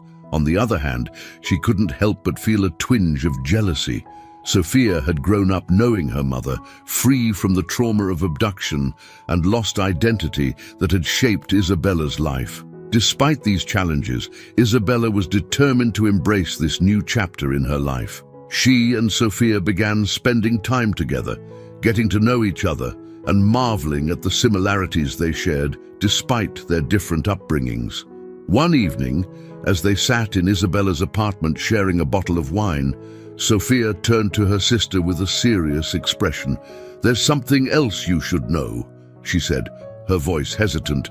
"When I was going through Mom's things after she passed, I found some documents about Evelyn." Isabella felt her heart rate quicken.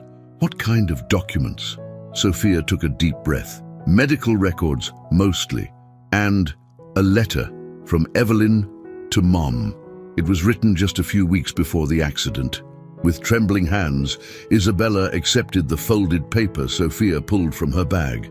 As she read, tears began to stream down her face.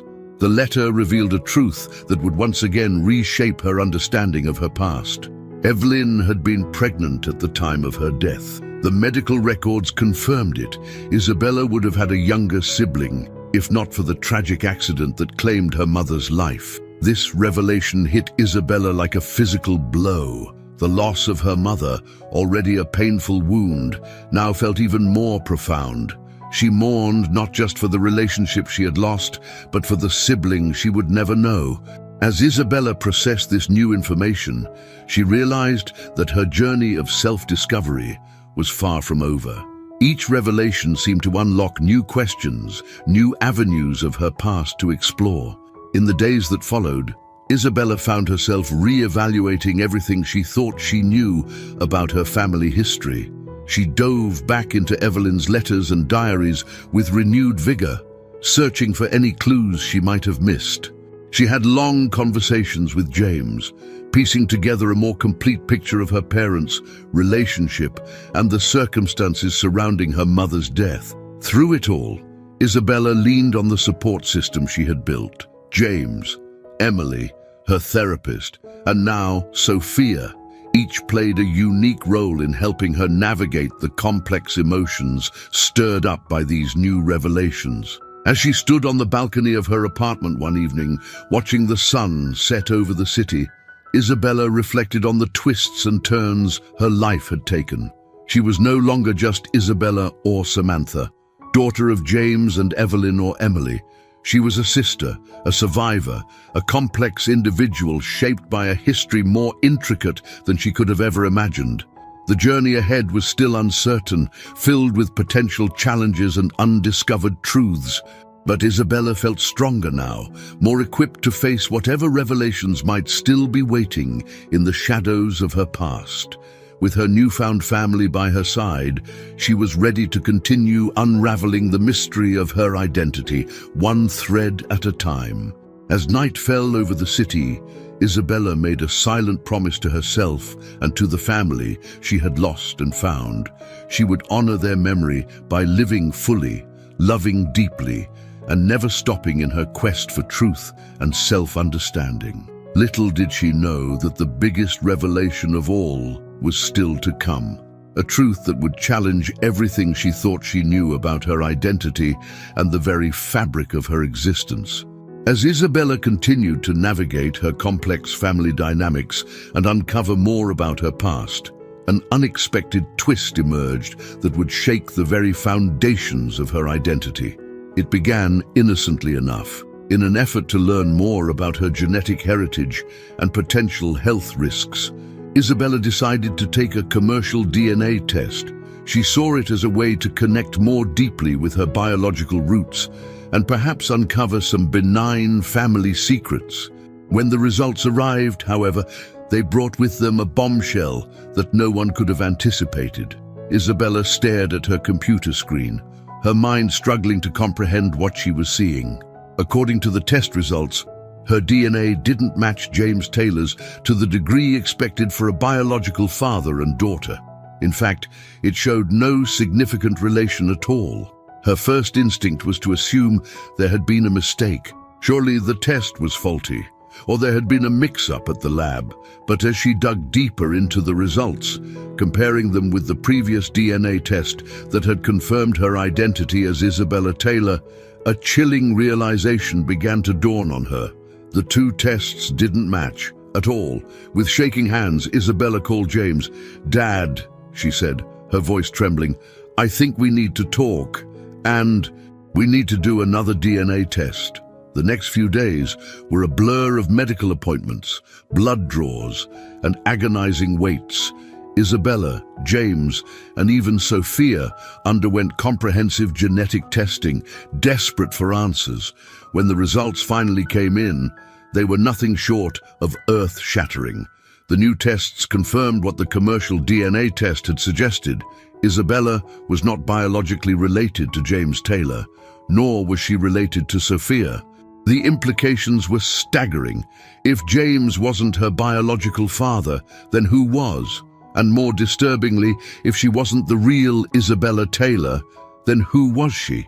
As the family grappled with this shocking revelation, they brought in Michael, the private investigator who had helped uncover the truth about Isabella's abduction. His task now was to unravel this new mystery. Michael's investigation led them down a rabbit hole of hospital records, birth certificates, and long-buried secrets. What he uncovered was almost too incredible to believe.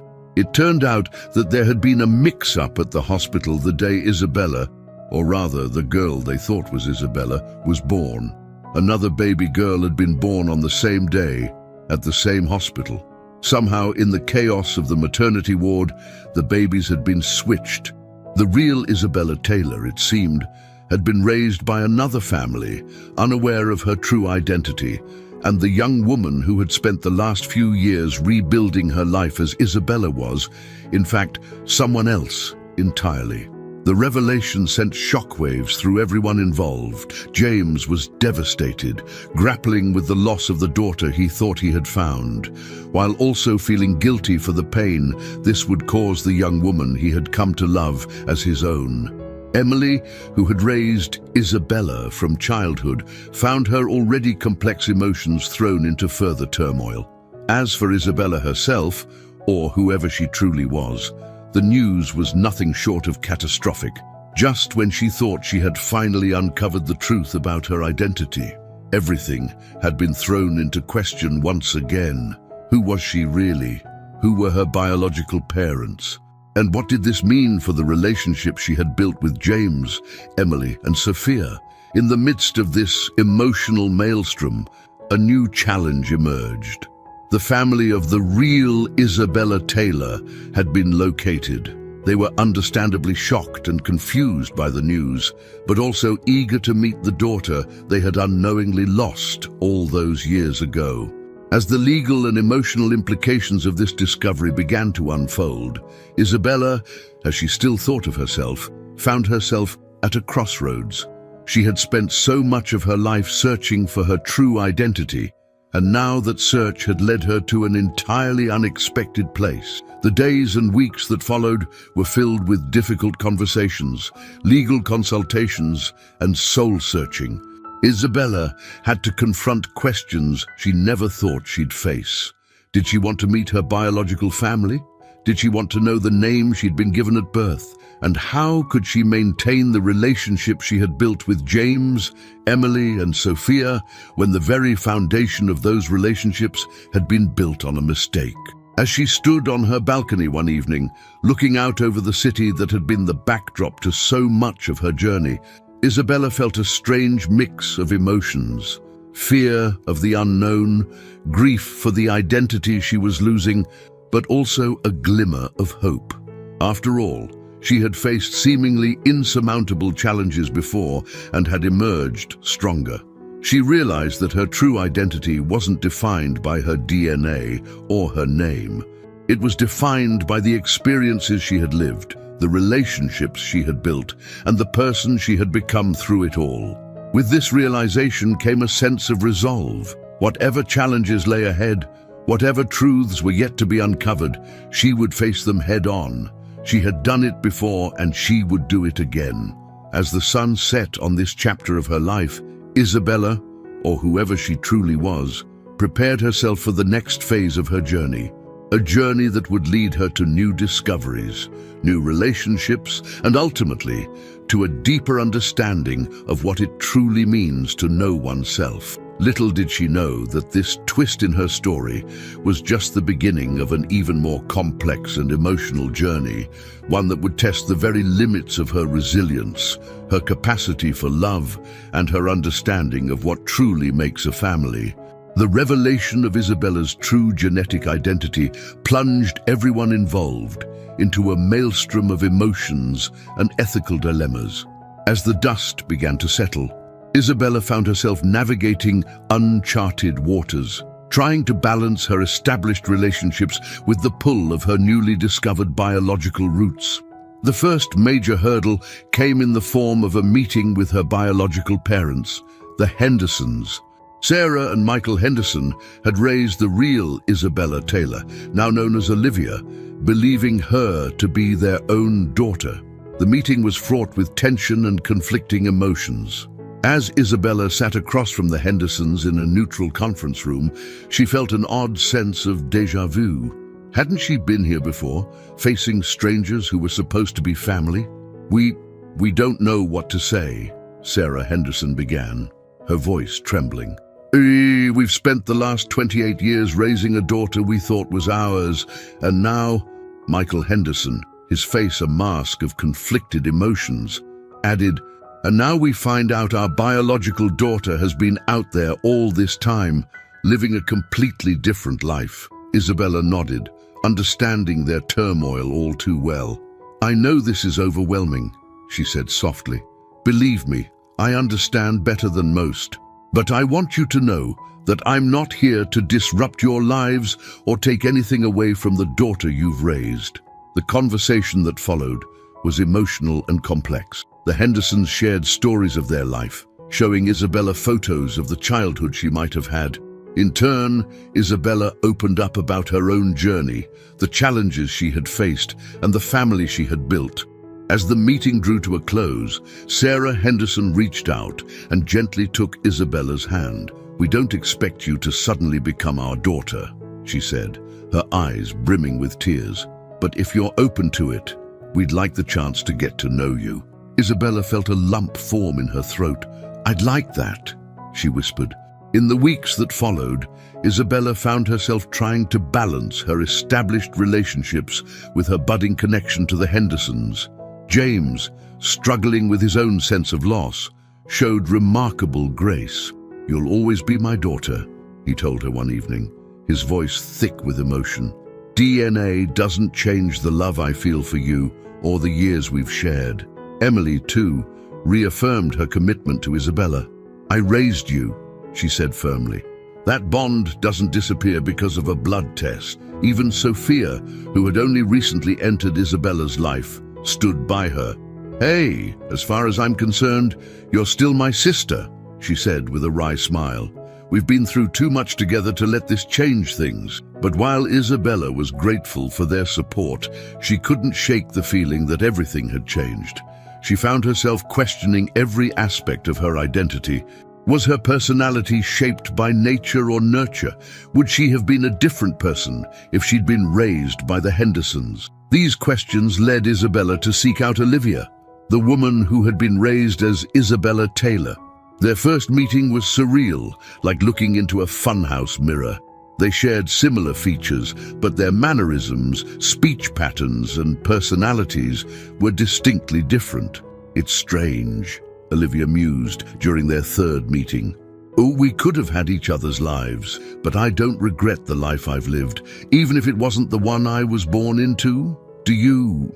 Isabella considered the question carefully. No, she said finally. Despite all the challenges, I wouldn't trade my experiences. They've made me who I am. This realization was a turning point for Isabella. She began to see that her identity wasn't something fixed or defined solely by genetics or upbringing.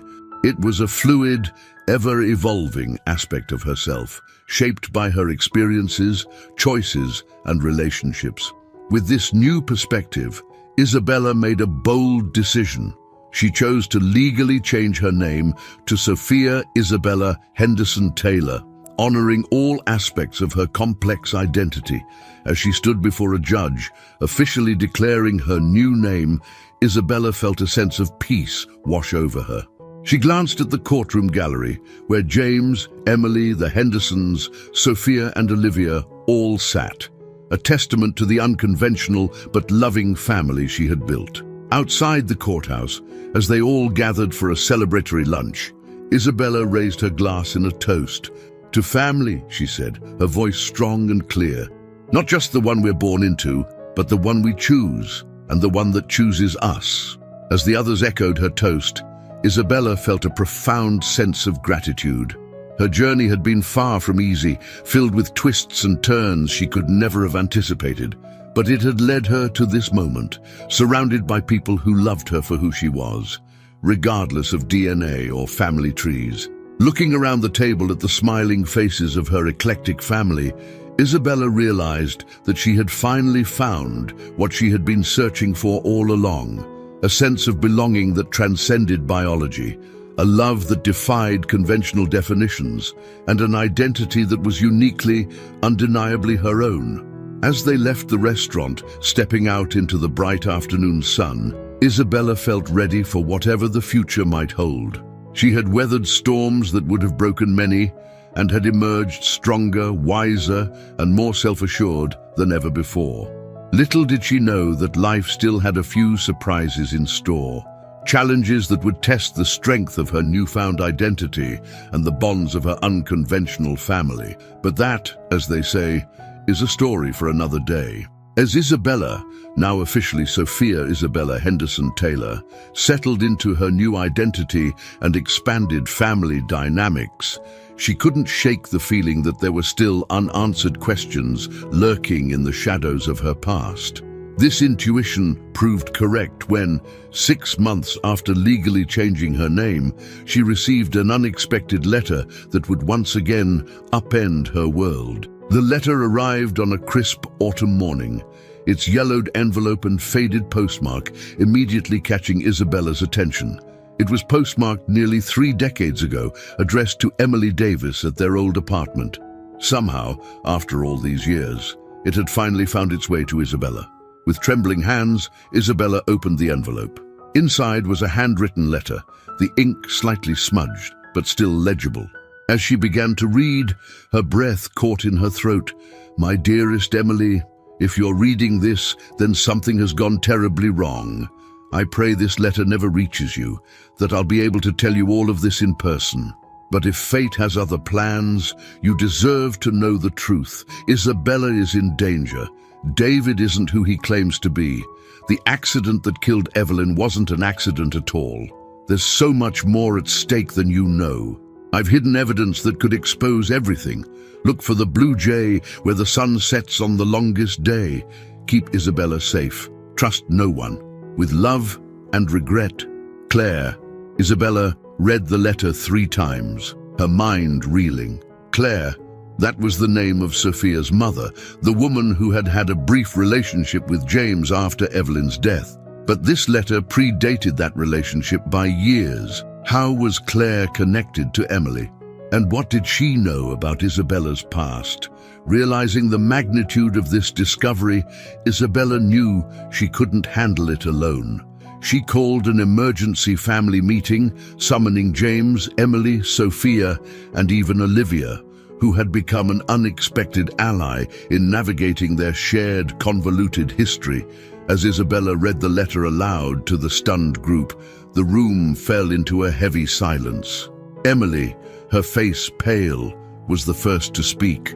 I never received this letter," she said, her voice shaking. "Claire and I were friends years ago, before any of this happened, but we lost touch. I had no idea she knew anything about Isabella's situation." James leaned forward, his brow furrowed in concentration. "This changes everything we thought we knew. If Evelyn's death wasn't an accident." "And what about David?" Sophia interjected. "We thought his involvement ended with the kidnapping scheme, but this suggests something much bigger." Isabella nodded, her mind racing. "We need to find the evidence Claire mentioned. The blue jay where the sun sets on the longest day. It has to be a clue to its location." The group spent hours brainstorming, poring over maps and old photographs, trying to decipher Claire's cryptic message. It was Olivia who finally made the breakthrough. "Wait," she said, pulling out her phone. "There's a hiking trail in the state park near where Isabella disappeared. It's called Blue Jay Ridge, and there's an observation point at the western end of the trail, perfect for watching the sunset." A plan quickly took shape. Isabella, James, and Sophia would go to Blue Jay Ridge to search for the hidden evidence. Emily and Olivia would stay behind to dig deeper into Claire's background and her connection to the case. The next day, as the sun began its descent towards the horizon, Isabella found herself standing at the edge of Blue Jay Ridge, the vast expanse of forest stretching out before her. The beauty of the scene was at odds with the tension she felt, knowing that somewhere nearby lay answers to questions that had haunted her for years. As they searched the area, Isabella's mind wandered to the twists and turns her life had taken. From Samantha to Isabella to Sophia Isabella, each name representing a different chapter of her journey. And now, here she was, on the verge of uncovering yet another layer of her complex history. Just as the sun touched the horizon, painting the sky in brilliant hues of orange and pink. Sophia's voice cut through the air. "I found something!" Isabella and James rushed over. There, nestled in a hollow at the base of an old oak tree, was a weathered metal box. With shaking hands, Isabella lifted the lid. Inside were documents, photographs, and a small USB drive. As they began to sift through the contents, the true scope of what Claire had uncovered became clear. There was evidence of a vast conspiracy involving David, high-ranking officials, and a shadowy organization. The documents suggested that Evelyn had stumbled upon this conspiracy, and her death had been orchestrated to keep her quiet. But the most shocking revelation came from a DNA test report tucked away at the bottom of the box. According to the results, Isabella, the real Isabella Taylor, was not James's biological daughter. As the implications of this discovery sank in, Isabella felt as if the ground had dropped out from beneath her feet. Everything she thought she knew about her past, about her identity, had been built on a foundation of lies and half-truths. Looking up at James, she saw her own shock and confusion mirrored in his eyes. Sophia stood nearby, her hand over her mouth, trying to process this latest twist in their family saga. As the last rays of sunlight faded from the sky, Isabella realized that their journey was far from over. The evidence they had uncovered would lead them down a path filled with danger, betrayal, and long-buried secrets. But as she stood there, surrounded by the family she had chosen, Isabella felt a surge of determination. Whatever challenges lay ahead, whatever truths were yet to be uncovered, they would face them together. For Isabella had learned that true family transcended blood and DNA. It was forged in shared experiences, in love and support given freely, in the choice to stand by one another no matter what. As they made their way back down the trail, the weight of their discovery heavy on their shoulders, Isabella knew that the coming days would test them all. But she also knew that they had the strength to weather whatever storms lay ahead. For in the end, it wasn't the name she carried or the DNA in her cells that defined her. It was the love she gave and received, the choices she made, and the legacy she would leave behind. And with that knowledge burning bright within her, Isabella was ready to face whatever the future might hold. Little did they know that the revelations at Blue Jay Ridge were just the beginning. The truth they were about to uncover would shake the foundations of their world and force them to question everything they thought they knew about family, identity, and the very nature of truth itself. The drive back from Blue Jay Ridge was tense, the silence in the car broken only by the occasional rustle of papers as Isabella, James, and Sophia pored over the documents they had uncovered. The USB drive remained unopened, a digital Pandora's box that none of them quite dared to open just yet. As they pulled up to James's penthouse, they were met by Emily and Olivia, both looking anxious and excited. We found something," Emily said breathlessly as soon as they were inside. "You're not going to believe this." Olivia pulled out a stack of old photographs. "We were digging through Emily's old things, trying to find any connection to Claire when we came across these." The photos showed a younger Emily, with Claire and another woman who bore a striking resemblance to Evelyn Taylor, but it was the man standing with them that caught everyone's attention, David Jennings. Yet this was taken years before Isabella's kidnapping, Emily explained, her voice shaking. "I had forgotten all about it. We were all part of a volunteer program at the local hospital. That's where I met Claire and David." James leaned in, studying the photo intently. "And Evelyn, how does she fit into this?" Emily shook her head. "I don't remember her being part of the program, but look at the date on the back of the photo." Isabella flipped the picture over. The date was exactly 9 months before her birth. The implications hung heavy in the air. If Evelyn had known Emily, Claire, and David before Isabella's birth, and if the DNA test results they had just discovered were accurate, then the web of connections and secrets ran far deeper than any of them had imagined. "We need to see what's on that USB drive," Sophia said, breaking the tense silence. With trepidation, they gathered around James's computer as he inserted the drive. What they found was a digital treasure trove of information, emails, financial records, and most disturbingly, surveillance footage. One video, dated just days before Evelyn's death, showed her in a heated argument with David and an unidentified man in a suit. Though there was no audio, it was clear from their body language that the conversation was intense and threatening. "Oh my God," James whispered, his face pale. Evelyn knew. She knew about whatever conspiracy was going on, and they silenced her. As they continued to dig through the files, a clearer picture began to emerge. The shadowy organization hinted at in Claire's letter appeared to be a network of powerful individuals involved in everything from insider trading to political manipulation. David Jennings was a key player, using his business connections to facilitate their operations. But the most shocking revelation came in an encrypted file that took Sophia, with her background in computer science, hours to crack. When she finally broke through, her gasp drew everyone's attention. "You're not going to believe this," she said, her voice barely above a whisper. According to this, the real Isabella Taylor, the baby born to Evelyn and James, died shortly after birth due to a congenital heart defect, but the organization covered it up. They switched the baby with another infant born the same day, an infant whose mother had died in childbirth. The room fell silent as the implications sank in. Isabella, or whoever she truly was, felt as if the ground had disappeared from beneath her feet. Not only was she not James's daughter, but she wasn't even the person she had thought she was for the past few years. "But why?" Emily asked, breaking the heavy silence. "Why go to all this trouble?" James, his face a mask of shock and grief, spoke up. "Because of me, my company, my political connections. They needed a hold over me, a way to manipulate me. What better way than through a child I believed was mine?" As the night wore on, they continued to unravel the threads of the conspiracy. It became clear that Isabella's kidnapping had not been a simple crime of opportunity, but a calculated move in a much larger game. Emily's role, her connection to Claire and David, the years of deception, all of it had been orchestrated to keep the truth buried. By the time dawn broke, casting a pale light over the city, the group was exhausted but determined. They had uncovered a truth more complex and far-reaching than any of them could have imagined.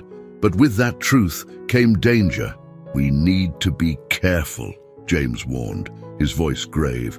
"The people behind this, they're powerful, connected. If they realize we know the truth," Isabella nodded, feeling the weight of their discovery settling on her shoulders. "So what do we do now?" Olivia, who had been quiet for much of the night, spoke up. "We fight back. We use this information to expose them, to bring them down." As they began to formulate a plan, Isabella felt a strange mix of emotions: fear at the dangers that lay ahead, anger at the lies that had shaped her life, but also a fierce determination. She may not know who she truly was by birth, but she knew who she was by choice: a fighter, a survivor, and part of a family bonded by love and shared adversity. Looking around at the faces of her chosen family, James, Emily, Sophia, and Olivia, Isabella knew that whatever challenges lay ahead, they would face them together. The road to truth and justice would be fraught with danger, but for the first time in her life, Isabella felt truly equipped to face it. As the sun rose higher in the sky, casting long shadows across the city, Isabella and her family began to prepare for the fight of their lives. Little did they know that their quest for truth would lead them into the heart of a conspiracy that reached the highest levels of power, testing their resolve, their loyalties, and their very understanding of family and identity. The next chapter of their journey was about to begin, and it promised to be the most challenging yet. In the weeks following their shocking discoveries, Isabella and her unconventional family found themselves thrust into a world of clandestine meetings, encrypted communications, and constant vigilance. The weight of the conspiracy they had uncovered pressed down on them, a constant reminder of the dangers they faced. James Zyde, leveraging his business acumen and connections, began to quietly investigate the reach of the shadowy organization.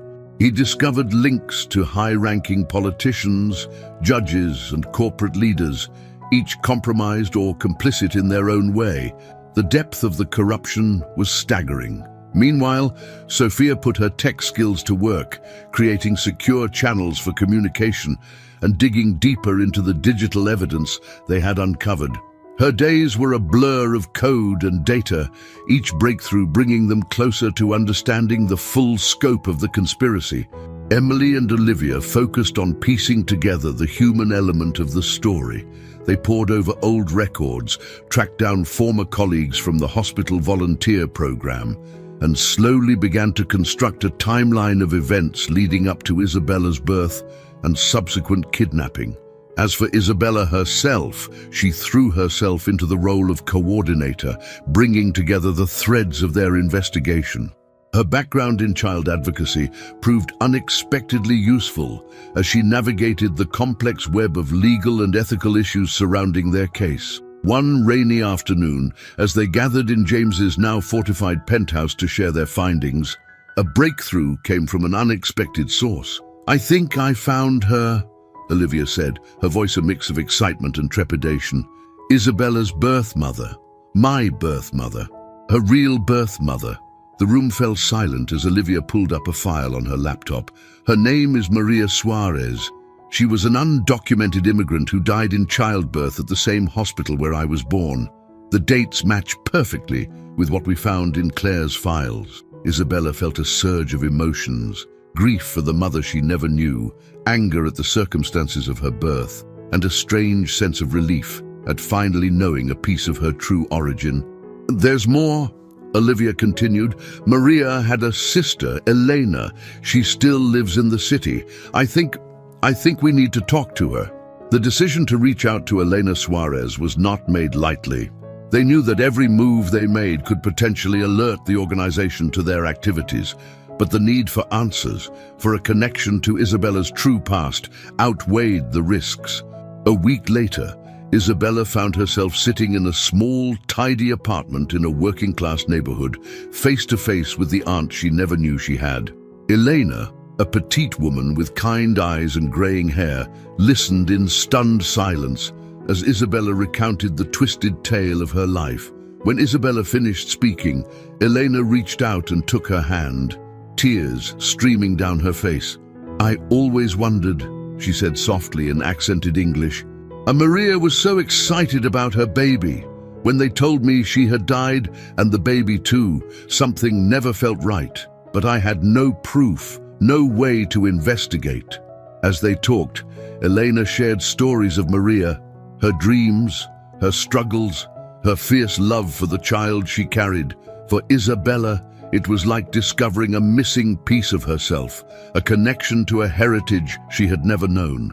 Before they left, Elena pressed a small, worn photograph into Isabella's hand. It showed a young woman with Isabella's eyes and smile, her hand resting protectively on her swollen belly. "This is your mother," Elena said, "and that is you. Never forget where you came from, Mija." The meeting with Elena marked a turning point in their investigation. Armed with this new personal connection, Isabella felt a renewed sense of purpose. This wasn't just about uncovering a conspiracy anymore. It was about justice for Maria, for Evelyn, for all the lives that had been manipulated and destroyed by the organization's machinations. As they intensified their efforts, however, it became clear that they weren't the only ones making moves. Strange cars began appearing outside their homes and workplaces. Sophia detected multiple attempts to breach their secure communications. And then came the warning, a single black rose delivered to each of their doorsteps, a clear message that their activities had not gone unnoticed. The tension reached a breaking point one night when James received an anonymous phone call. The distorted voice on the other end was chilling in its directness. "Stop digging, or the next funeral will be your own." In the emergency meeting that followed, the gravity of their situation became clear. They were in too deep to simply walk away, But moving forward meant putting everything, their safety, their freedom, possibly their lives, on the line. As they debated their next move, Isabella stood by the window, looking out at the city lights. In her hand, she held the photo of Maria, her thumb tracing the outline of her birth mother's face. She thought of Elena, of the family she had lost, and the family she had found. She thought of all the lies and manipulation that had shaped her life, and of the truth that was finally within reach. Turning back to the room, Isabella's voice was steady and determined. We can't stop now. We owe it to ourselves, to Maria, to Evelyn, to everyone who's been hurt by this conspiracy. Whatever happens, we face it together. One by one, the others nodded their agreement. The die was cast. They would push forward, knowing that the path ahead was fraught with danger, but driven by an unshakable commitment to the truth. As they began to outline their plan of action, none of them could have predicted the storms that lay ahead. The organization, feeling threatened, was about to unleash its full power against them. Loyalties would be tested, sacrifices would be made, and the very foundations of their world would be shaken. But in that moment, united in purpose and bound by love, Isabella and her family stood ready to face whatever came their way. The final battle for truth and justice was about to begin, and the stakes couldn't be higher. Little did they know that the greatest challenges, the most heart-wrenching revelations, and the true test of their bonds were yet to come. The endgame was approaching, and with it, a reckoning that would change all of their lives forever. The next few weeks unfolded in a whirlwind of activity as Isabella and her family raced against time to gather enough evidence to expose the conspiracy. They worked tirelessly, knowing that each passing day brought them closer to both revelation and danger. Sophia's tech skills proved invaluable as she managed to hack into several key databases, uncovering a trail of financial transactions that linked high-ranking officials to the shadowy organization. James used his business connections to quietly investigate some of the companies involved, piecing together a complex web of shell corporations and money laundering operations. Emily and Olivia continued their ground-level investigations, interviewing former hospital staff and tracking down other families who might have been affected by the organization's activities. Their work was painstaking and often frustrating, but slowly they began to build a clearer picture of the conspiracy's reach. Isabella, drawing on her legal background, worked on compiling all the evidence into a cohesive case that could stand up in court. She also maintained contact with Elena, who provided invaluable insights into Maria's life and the circumstances surrounding Isabella's birth. But as their investigation deepened, so did the threats against them. Attempts to intimidate them escalated from veiled warnings to more overt actions. Sophia's apartment was broken into, though nothing was taken. James's car was tampered with, nearly causing an accident. It was clear that the organization was growing desperate to stop them. The turning point came on a rainy night in late autumn. Isabella was working late in her office, poring over documents, when she received an urgent call from Sophia. "Isabella, you need to get out of there now." Sophia's voice was tense with fear. "I've detected a breach in our security system. They know where you are and they're coming." Heart pounding, Isabella grabbed her laptop and the most crucial documents, shoving them into her bag. As she rushed to the elevator, she could hear the sound of heavy footsteps echoing in the stairwell. The next few hours were a blur of fear and adrenaline. Isabella managed to evade her pursuers, thanks in large part to Sophia's real-time guidance through the city's CCTV network.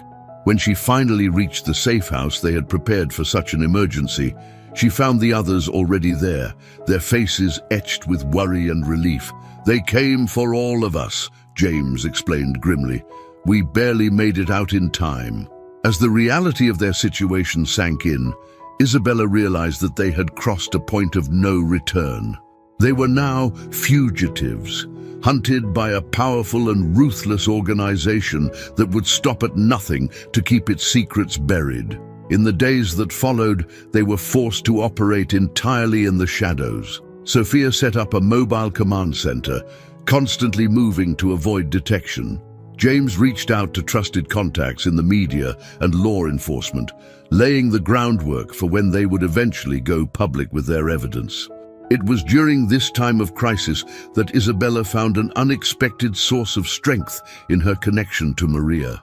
Late one night, unable to sleep, she sat looking at the photo Elena had given her. As she traced her birth mother's features, so similar to her own, Isabella felt a surge of determination. She was her mother's daughter, a fighter, a survivor. This renewed resolve came just in time, for their greatest challenge was yet to come. Through a complex sting operation involving careful misdirection and a fair amount of risk, they managed to lure David Jennings to a meeting. The confrontation was tense and emotional. David, cornered and desperate, initially tried to bluff his way out, but faced with the weight of evidence against him and the united front presented by Isabella and her family, he finally broke. "You don't understand," he said, his voice a mixture of defiance and desperation. "This goes deeper than you could possibly imagine. There are people involved, people you don't want to cross." "We're way past that point, David," Isabella replied coldly. "It's time for the truth, all of it." What followed was a confession that shook them to their core. David revealed the full extent of the conspiracy, a multi-decade operation involving child trafficking, illegal adoptions, and the manipulation of powerful figures through blackmail and coercion. The switch at Isabella's birth, Evelyn's murder, the staged kidnapping, all were part of a larger, more sinister plan. But the most shocking revelation was yet to come. As David's confession unfolded, it became clear that there was another player in this twisted game, someone whose identity would shake the very foundations of everything they thought they knew. "It was James," David said, his eyes fixed on Isabella. "James Taylor was part of it from the beginning. He's not a victim in this. He's one of the masterminds." The room fell into stunned silence. All eyes turned to James, whose face had gone deathly pale. For a moment that seemed to stretch into eternity, no one moved or spoke. Then, slowly, James raised his head. His eyes, filled with a mixture of pain, regret, and something else, something harder to define, met Isabella's gaze. "It's true," he said softly. "Ah, God help me, it's true." In that moment, Isabella felt as if the world had dropped out from beneath her feet. Everything she thought she knew, every truth she had clung to, seemed to crumble away. As the implications of this betrayal began to sink in, she realized that the final battle for truth and justice would be more personal and painful than she could have ever imagined. The storm they had been racing against was now upon them, and at its eye was a truth so devastating it threatened to tear apart the very family bonds that had given them strength. As night fell over the city, Isabella and her shattered family faced their darkest hour, knowing that the choices they made in the coming days would determine not just their own fates, but potentially the course of justice itself. The endgame had begun, and nothing would ever be the same again. The revelation of James's involvement in the conspiracy sent shockwaves through the group. The safe house, once a haven, now felt like a pressure cooker of emotions. Betrayal, anger, confusion, and fear permeated the air. Isabella stood by the window, her mind reeling as she tried to process this new, devastating truth. Behind her, she could hear the heated voices of the others as they confronted James. "How could you?" Emily's voice was raw with emotion. "All these years, everything we've been through, it was all a lie." James sat heavily in a chair, his face a mask of regret and resignation. "It wasn't all a lie," he said softly. "The love I have for all of you, that's real. It's always been real." Sophia, her voice trembling with anger, cut in. "But you were part of this from the beginning. The kidnapping, the cover-ups, everything." James nodded slowly. "It started long before any of you were born. I was young, ambitious, and I made choices, terrible choices that I've regretted every day since." As the confrontation continued, Isabella found herself detaching from the scene, her mind racing through every interaction, Every moment she had shared with James since discovering her true identity. Had it all been an act? Part of some grand manipulation? Finally, unable to bear it any longer, Isabella turned from the window.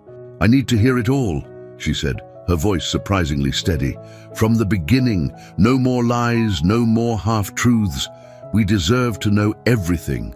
James looked at her, his eyes filled with a mixture of shame and something that looked almost like relief. "You're right," he said. "It's time for the whole truth." Over the next several hours, James laid bare the full extent of his involvement in the conspiracy.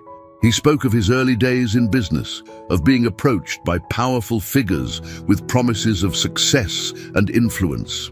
He detailed how he had been gradually drawn into a web of illegal activities, each compromise leading to a deeper entanglement. "When Evelyn became pregnant," James continued, his voice heavy with regret, "I saw it as a way out. I thought I could leave it all behind, start fresh, but they wouldn't let me go. And then when you, Isabella, died shortly after birth, they saw an opportunity." Isabella felt a chill run down her spine as James described the plan to switch the babies, to use her as a pawn in their larger game of manipulation and control. "I told myself it was for the best," James said, unable to meet anyone's eyes, "that I could give you a better life, protect you.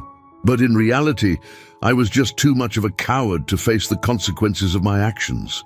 As James's confession unfolded, detailing years of deception and manipulation, Isabella felt as if she were watching the collapse of everything she had believed about her life. Yet paradoxically, she also felt a strange sense of clarity. For the first time, all the pieces of her fragmented past were falling into place. When James finally fell silent, the room was thick with tension.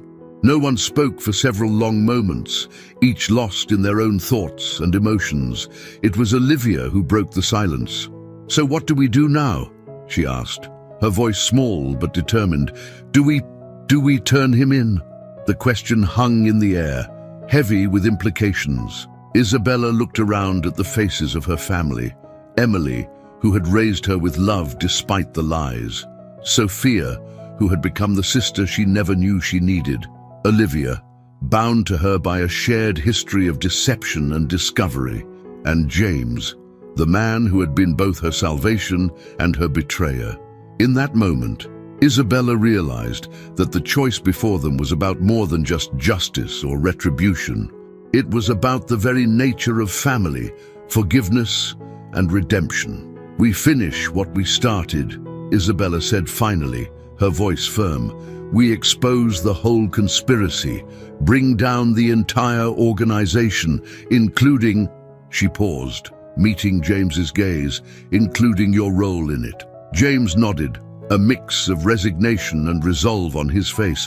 "I'll turn myself in," he said. "Testify against the others. It's the least I can do to try and make amends." The decision made, they spent the next several days preparing for the endgame. Sophia worked tirelessly to compile all their evidence into an airtight case. Emily and Olivia reached out to trusted contacts in law enforcement and the media. Isabella, drawing on her legal background, prepared statements and planned their approach to going public. Throughout it all, James cooperated fully, providing insider information that filled in crucial gaps in their understanding of the conspiracy. Despite the betrayal, Isabella found herself feeling a complex mixture of emotions towards him. Anger, certainly, but also a grudging respect for his willingness to face the consequences of his actions. As they prepared to go public with their evidence, Isabella took a moment alone to look at the photo of Maria, her birth mother. "I hope I'm doing the right thing," she whispered to the image. "I hope I'm making you proud." The day they chose to reveal everything dawned bright and clear. As Isabella stood before a crowd of reporters, flanked by her family and supported by a team of lawyers and law enforcement officials, she felt a sense of finality. This was the moment when all the lies, all the secrets, would finally be exposed to the light of day. Taking a deep breath, Isabella began to speak, her voice clear and unwavering as she unraveled the tangled web of deceit that had shaped not just her life, but the lives of countless others. As she spoke, she could feel the weight of years of uncertainty and confusion lifting from her shoulders. The story she told captivated the nation, sparking outrage, investigations, and a wave of revelations as others came forward with their own experiences. In the days and weeks that followed, the full extent of the conspiracy was laid bare, leading to arrests, resignations, and a fundamental shaking of the established order. For Isabella and her family, the aftermath was a time of profound reckoning and reorganization. James, true to his word, turned himself in and provided testimony that was crucial in bringing down key figures in the organization. His actions, while not erasing his past crimes, did much to redeem him in the eyes of those he had betrayed. As the dust began to settle, Isabella found herself facing a future she had never imagined, one where she finally knew the full truth of her origins and her place in the world. The road ahead would not be easy, as she and her family worked to rebuild trust and redefine their relationships in light of all that had been revealed. But as she stood on the balcony of her apartment, watching the sun set over the city, Isabella felt a sense of peace she had never known before.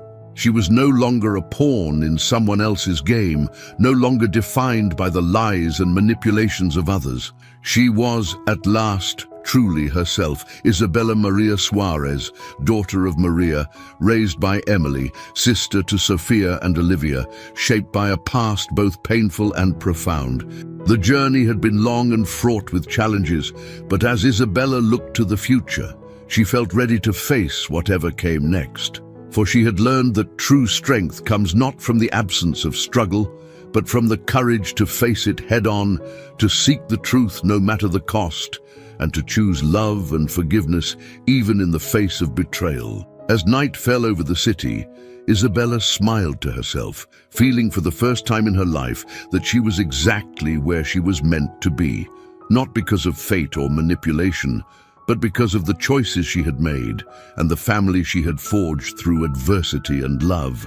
The end of this chapter was just the beginning of a new story, one that Isabella was finally free to write for herself. In the months following the explosive revelations and the subsequent legal proceedings, Isabella found herself navigating a world that was both familiar and startlingly new.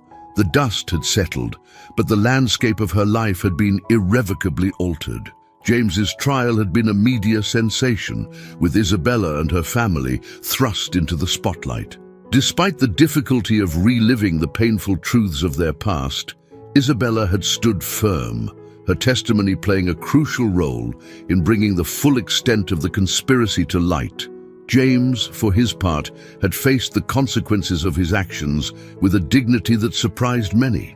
His cooperation and evident remorse had led to a reduced sentence, though he would still spend several years behind bars. As the fervor of public interest began to wane, Isabella found herself facing the daunting task of rebuilding her life and redefining her relationships. Her bond with Emily, though tested by the revelations, had proven resilient. They had begun the slow, sometimes painful process of honest communication, working through years of unspoken truths and buried emotions. "I know I can never fully make up for the deception," Emily had said during one of their heart-to-heart talks. But I want you to know that my love for you was never a lie. You are my daughter in every way that matters." Isabella had hugged her tightly, feeling the complex mix of love, hurt, and forgiveness that now defined their relationship. "I know, Mom," she had whispered. "We'll get through this together."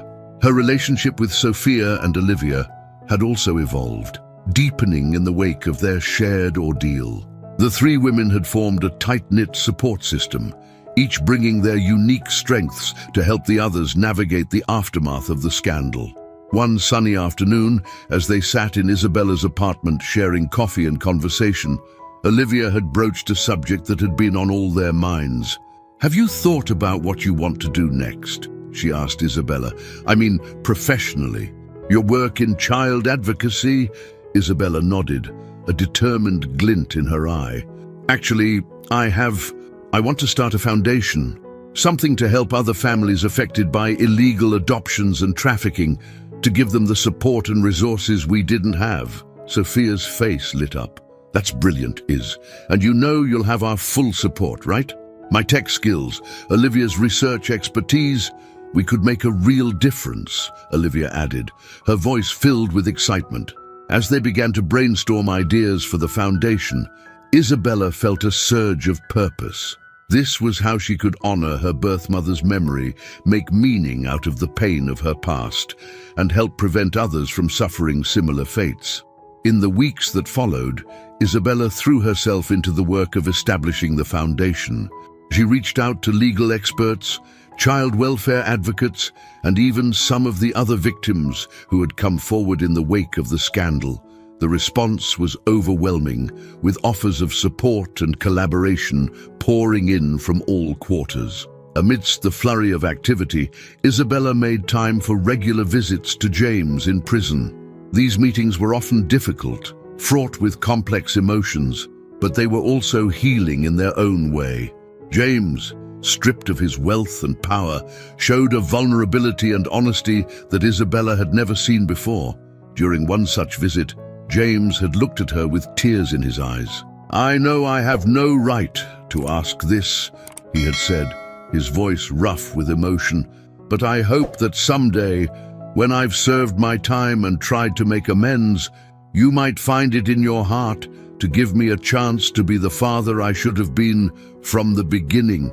Isabella had reached across the table, taking his hand in hers. "I can't promise what the future will hold," she had replied softly, "but I'm willing to take it one day at a time."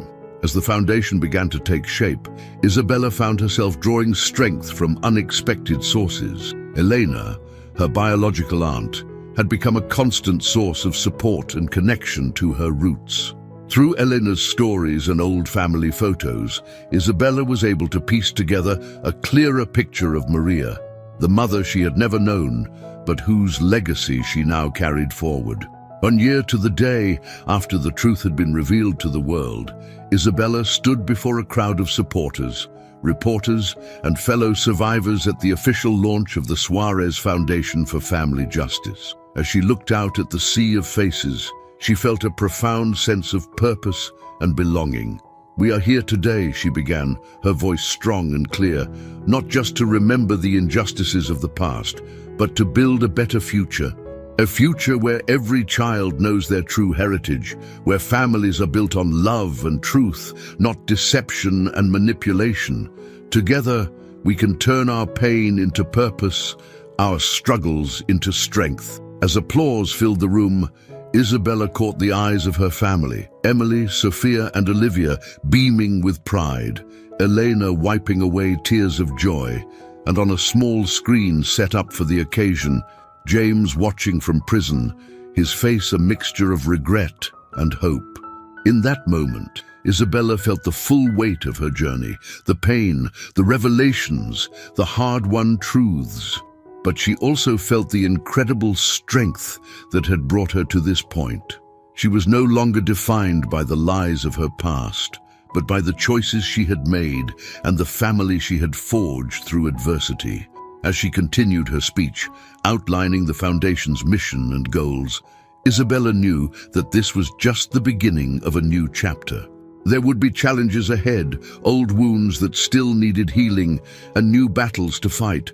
But for the first time in her life, she felt truly whole, truly herself. Isabella Maria Suarez, daughter of Maria, raised by Emily, sister to Sophia and Olivia, shaped by a past both painful and profound, was ready to face the future on her own terms. Her story, once a tangled web of lies and hidden truths, had become a testament to the power of resilience, the strength of chosen family, and the enduring human capacity for growth and redemption. As the launch event came to a close, and Isabella found herself surrounded by her loved ones, she realized that her journey of self-discovery had led her not just to the truth of her origins, but to a deeper understanding of who she was and who she could become. The road ahead was open, full of possibilities, and Isabella was ready to walk it with courage, compassion, and an unshakable sense of self. The end of this chapter was truly just the beginning of a new, authentic life, one that Isabella was finally fully prepared to embrace. 5 years had passed since the launch of the Suarez Foundation for Family Justice, and Isabella found herself standing once again on the balcony of her apartment, watching the sun set over the city. So much had changed, yet in many ways, she felt she had come full circle. The foundation had grown beyond her wildest dreams, becoming a beacon of hope for families torn apart by illegal adoptions and trafficking. With Sophia's technological innovations and Olivia's meticulous research, they had helped reunite dozens of families and brought several trafficking rings to justice. Emily had become an integral part of the foundation's counseling program, her experience and compassion proving invaluable to those grappling with complex family dynamics. As for James, he had been released from prison a year ago, his sentence reduced for good behavior and continued cooperation with ongoing investigations. His re-entry into society had been challenging, but he had thrown himself into volunteer work, using his business acumen to help the foundation secure funding and partnerships. Isabella's relationship with James remained complex, a delicate balance of forgiveness and caution. They had regular dinners, sometimes joined by the rest of the family, where they would talk openly about the past and their hopes for the future. It wasn't always easy, but Isabella found that each conversation brought a little more healing, a little more understanding. On this particular evening, Isabella was preparing for a special family gathering. It was the anniversary of Maria's birthday, and for the first time, they were all coming together to celebrate the woman whose life had set this entire journey in motion. As guests began to arrive, Isabella felt a familiar warmth in her chest. Elena was the first to enter, carrying a dish of Maria's favorite dessert, made from an old family recipe. Sophia and Olivia arrived together, their arms full of photo albums and mementos they had collected over the years. Emily came next, her eyes misty as she hugged Isabella tightly. James was the last to arrive, looking nervous but determined. In his hands, he held a small, beautifully wrapped package. As they gathered around the dining table, now expanded to accommodate their growing family, Isabella looked at the faces of those she loved most in the world. Each of them had played a crucial role in her journey, had helped shape her into the woman she was today. Before we begin, Isabella said, raising her glass, I want to propose a toast to Maria, whose love and sacrifice brought us all together in ways we could never have imagined, and to family, not just the one we're born into, but the one we choose and the one that chooses us. As glasses clinked and murmurs of agreement filled the room, Isabella felt a profound sense of peace. She had come to realize that family wasn't defined by blood or by flawless relationships, but by the willingness to stand by each other through both joy and pain, to face hard truths together, and to choose love and forgiveness even when it seemed impossible. The evening unfolded with laughter, tears, and heartfelt conversations. Stories of Maria were shared, piecing together a fuller picture of the woman who had given Isabella life. James, in a moment of vulnerability, shared memories of Evelyn and his early days with baby Isabella, his voice thick with emotion as he expressed his regret and his gratitude for the second chance he had been given. As the night wore on, James approached Isabella with the package he had brought. I've been waiting for the right moment to give you this, he said softly. I think tonight is it. Isabella unwrapped the gift carefully, gasping as she revealed a beautiful locket. Inside was a tiny photo of Maria on one side and Evelyn on the other. I had this made to honor both of the mothers who loved you, James explained. I hope it can serve as a reminder of where you came from and how far you've come. Tears welled in Isabella's eyes as she clasped the locket around her neck. It felt like the final piece of a puzzle falling into place, a tangible symbol of her complex heritage and the journey that had brought her to this moment. As the evening drew to a close and guests began to depart, Isabella found herself once again on the balcony, this time joined by Emily and Elena. The three women stood in comfortable silence, each lost in their own thoughts. "You know," Emily said finally, "when I first took you in, I never could have imagined this. All the pain, yes, but also all the love and healing. You've built something beautiful, Isabella." Elena nodded in agreement. "Maria would be so proud of you, Mija. You've honored her memory in ways I never thought possible." Isabella smiled, feeling the weight of the locket against her chest. "I couldn't have done it without all of you," she said. "Each of you has given me a piece of myself, has helped me become who I am." As they stood there, the city lights twinkling below them, Isabella felt a sense of completion.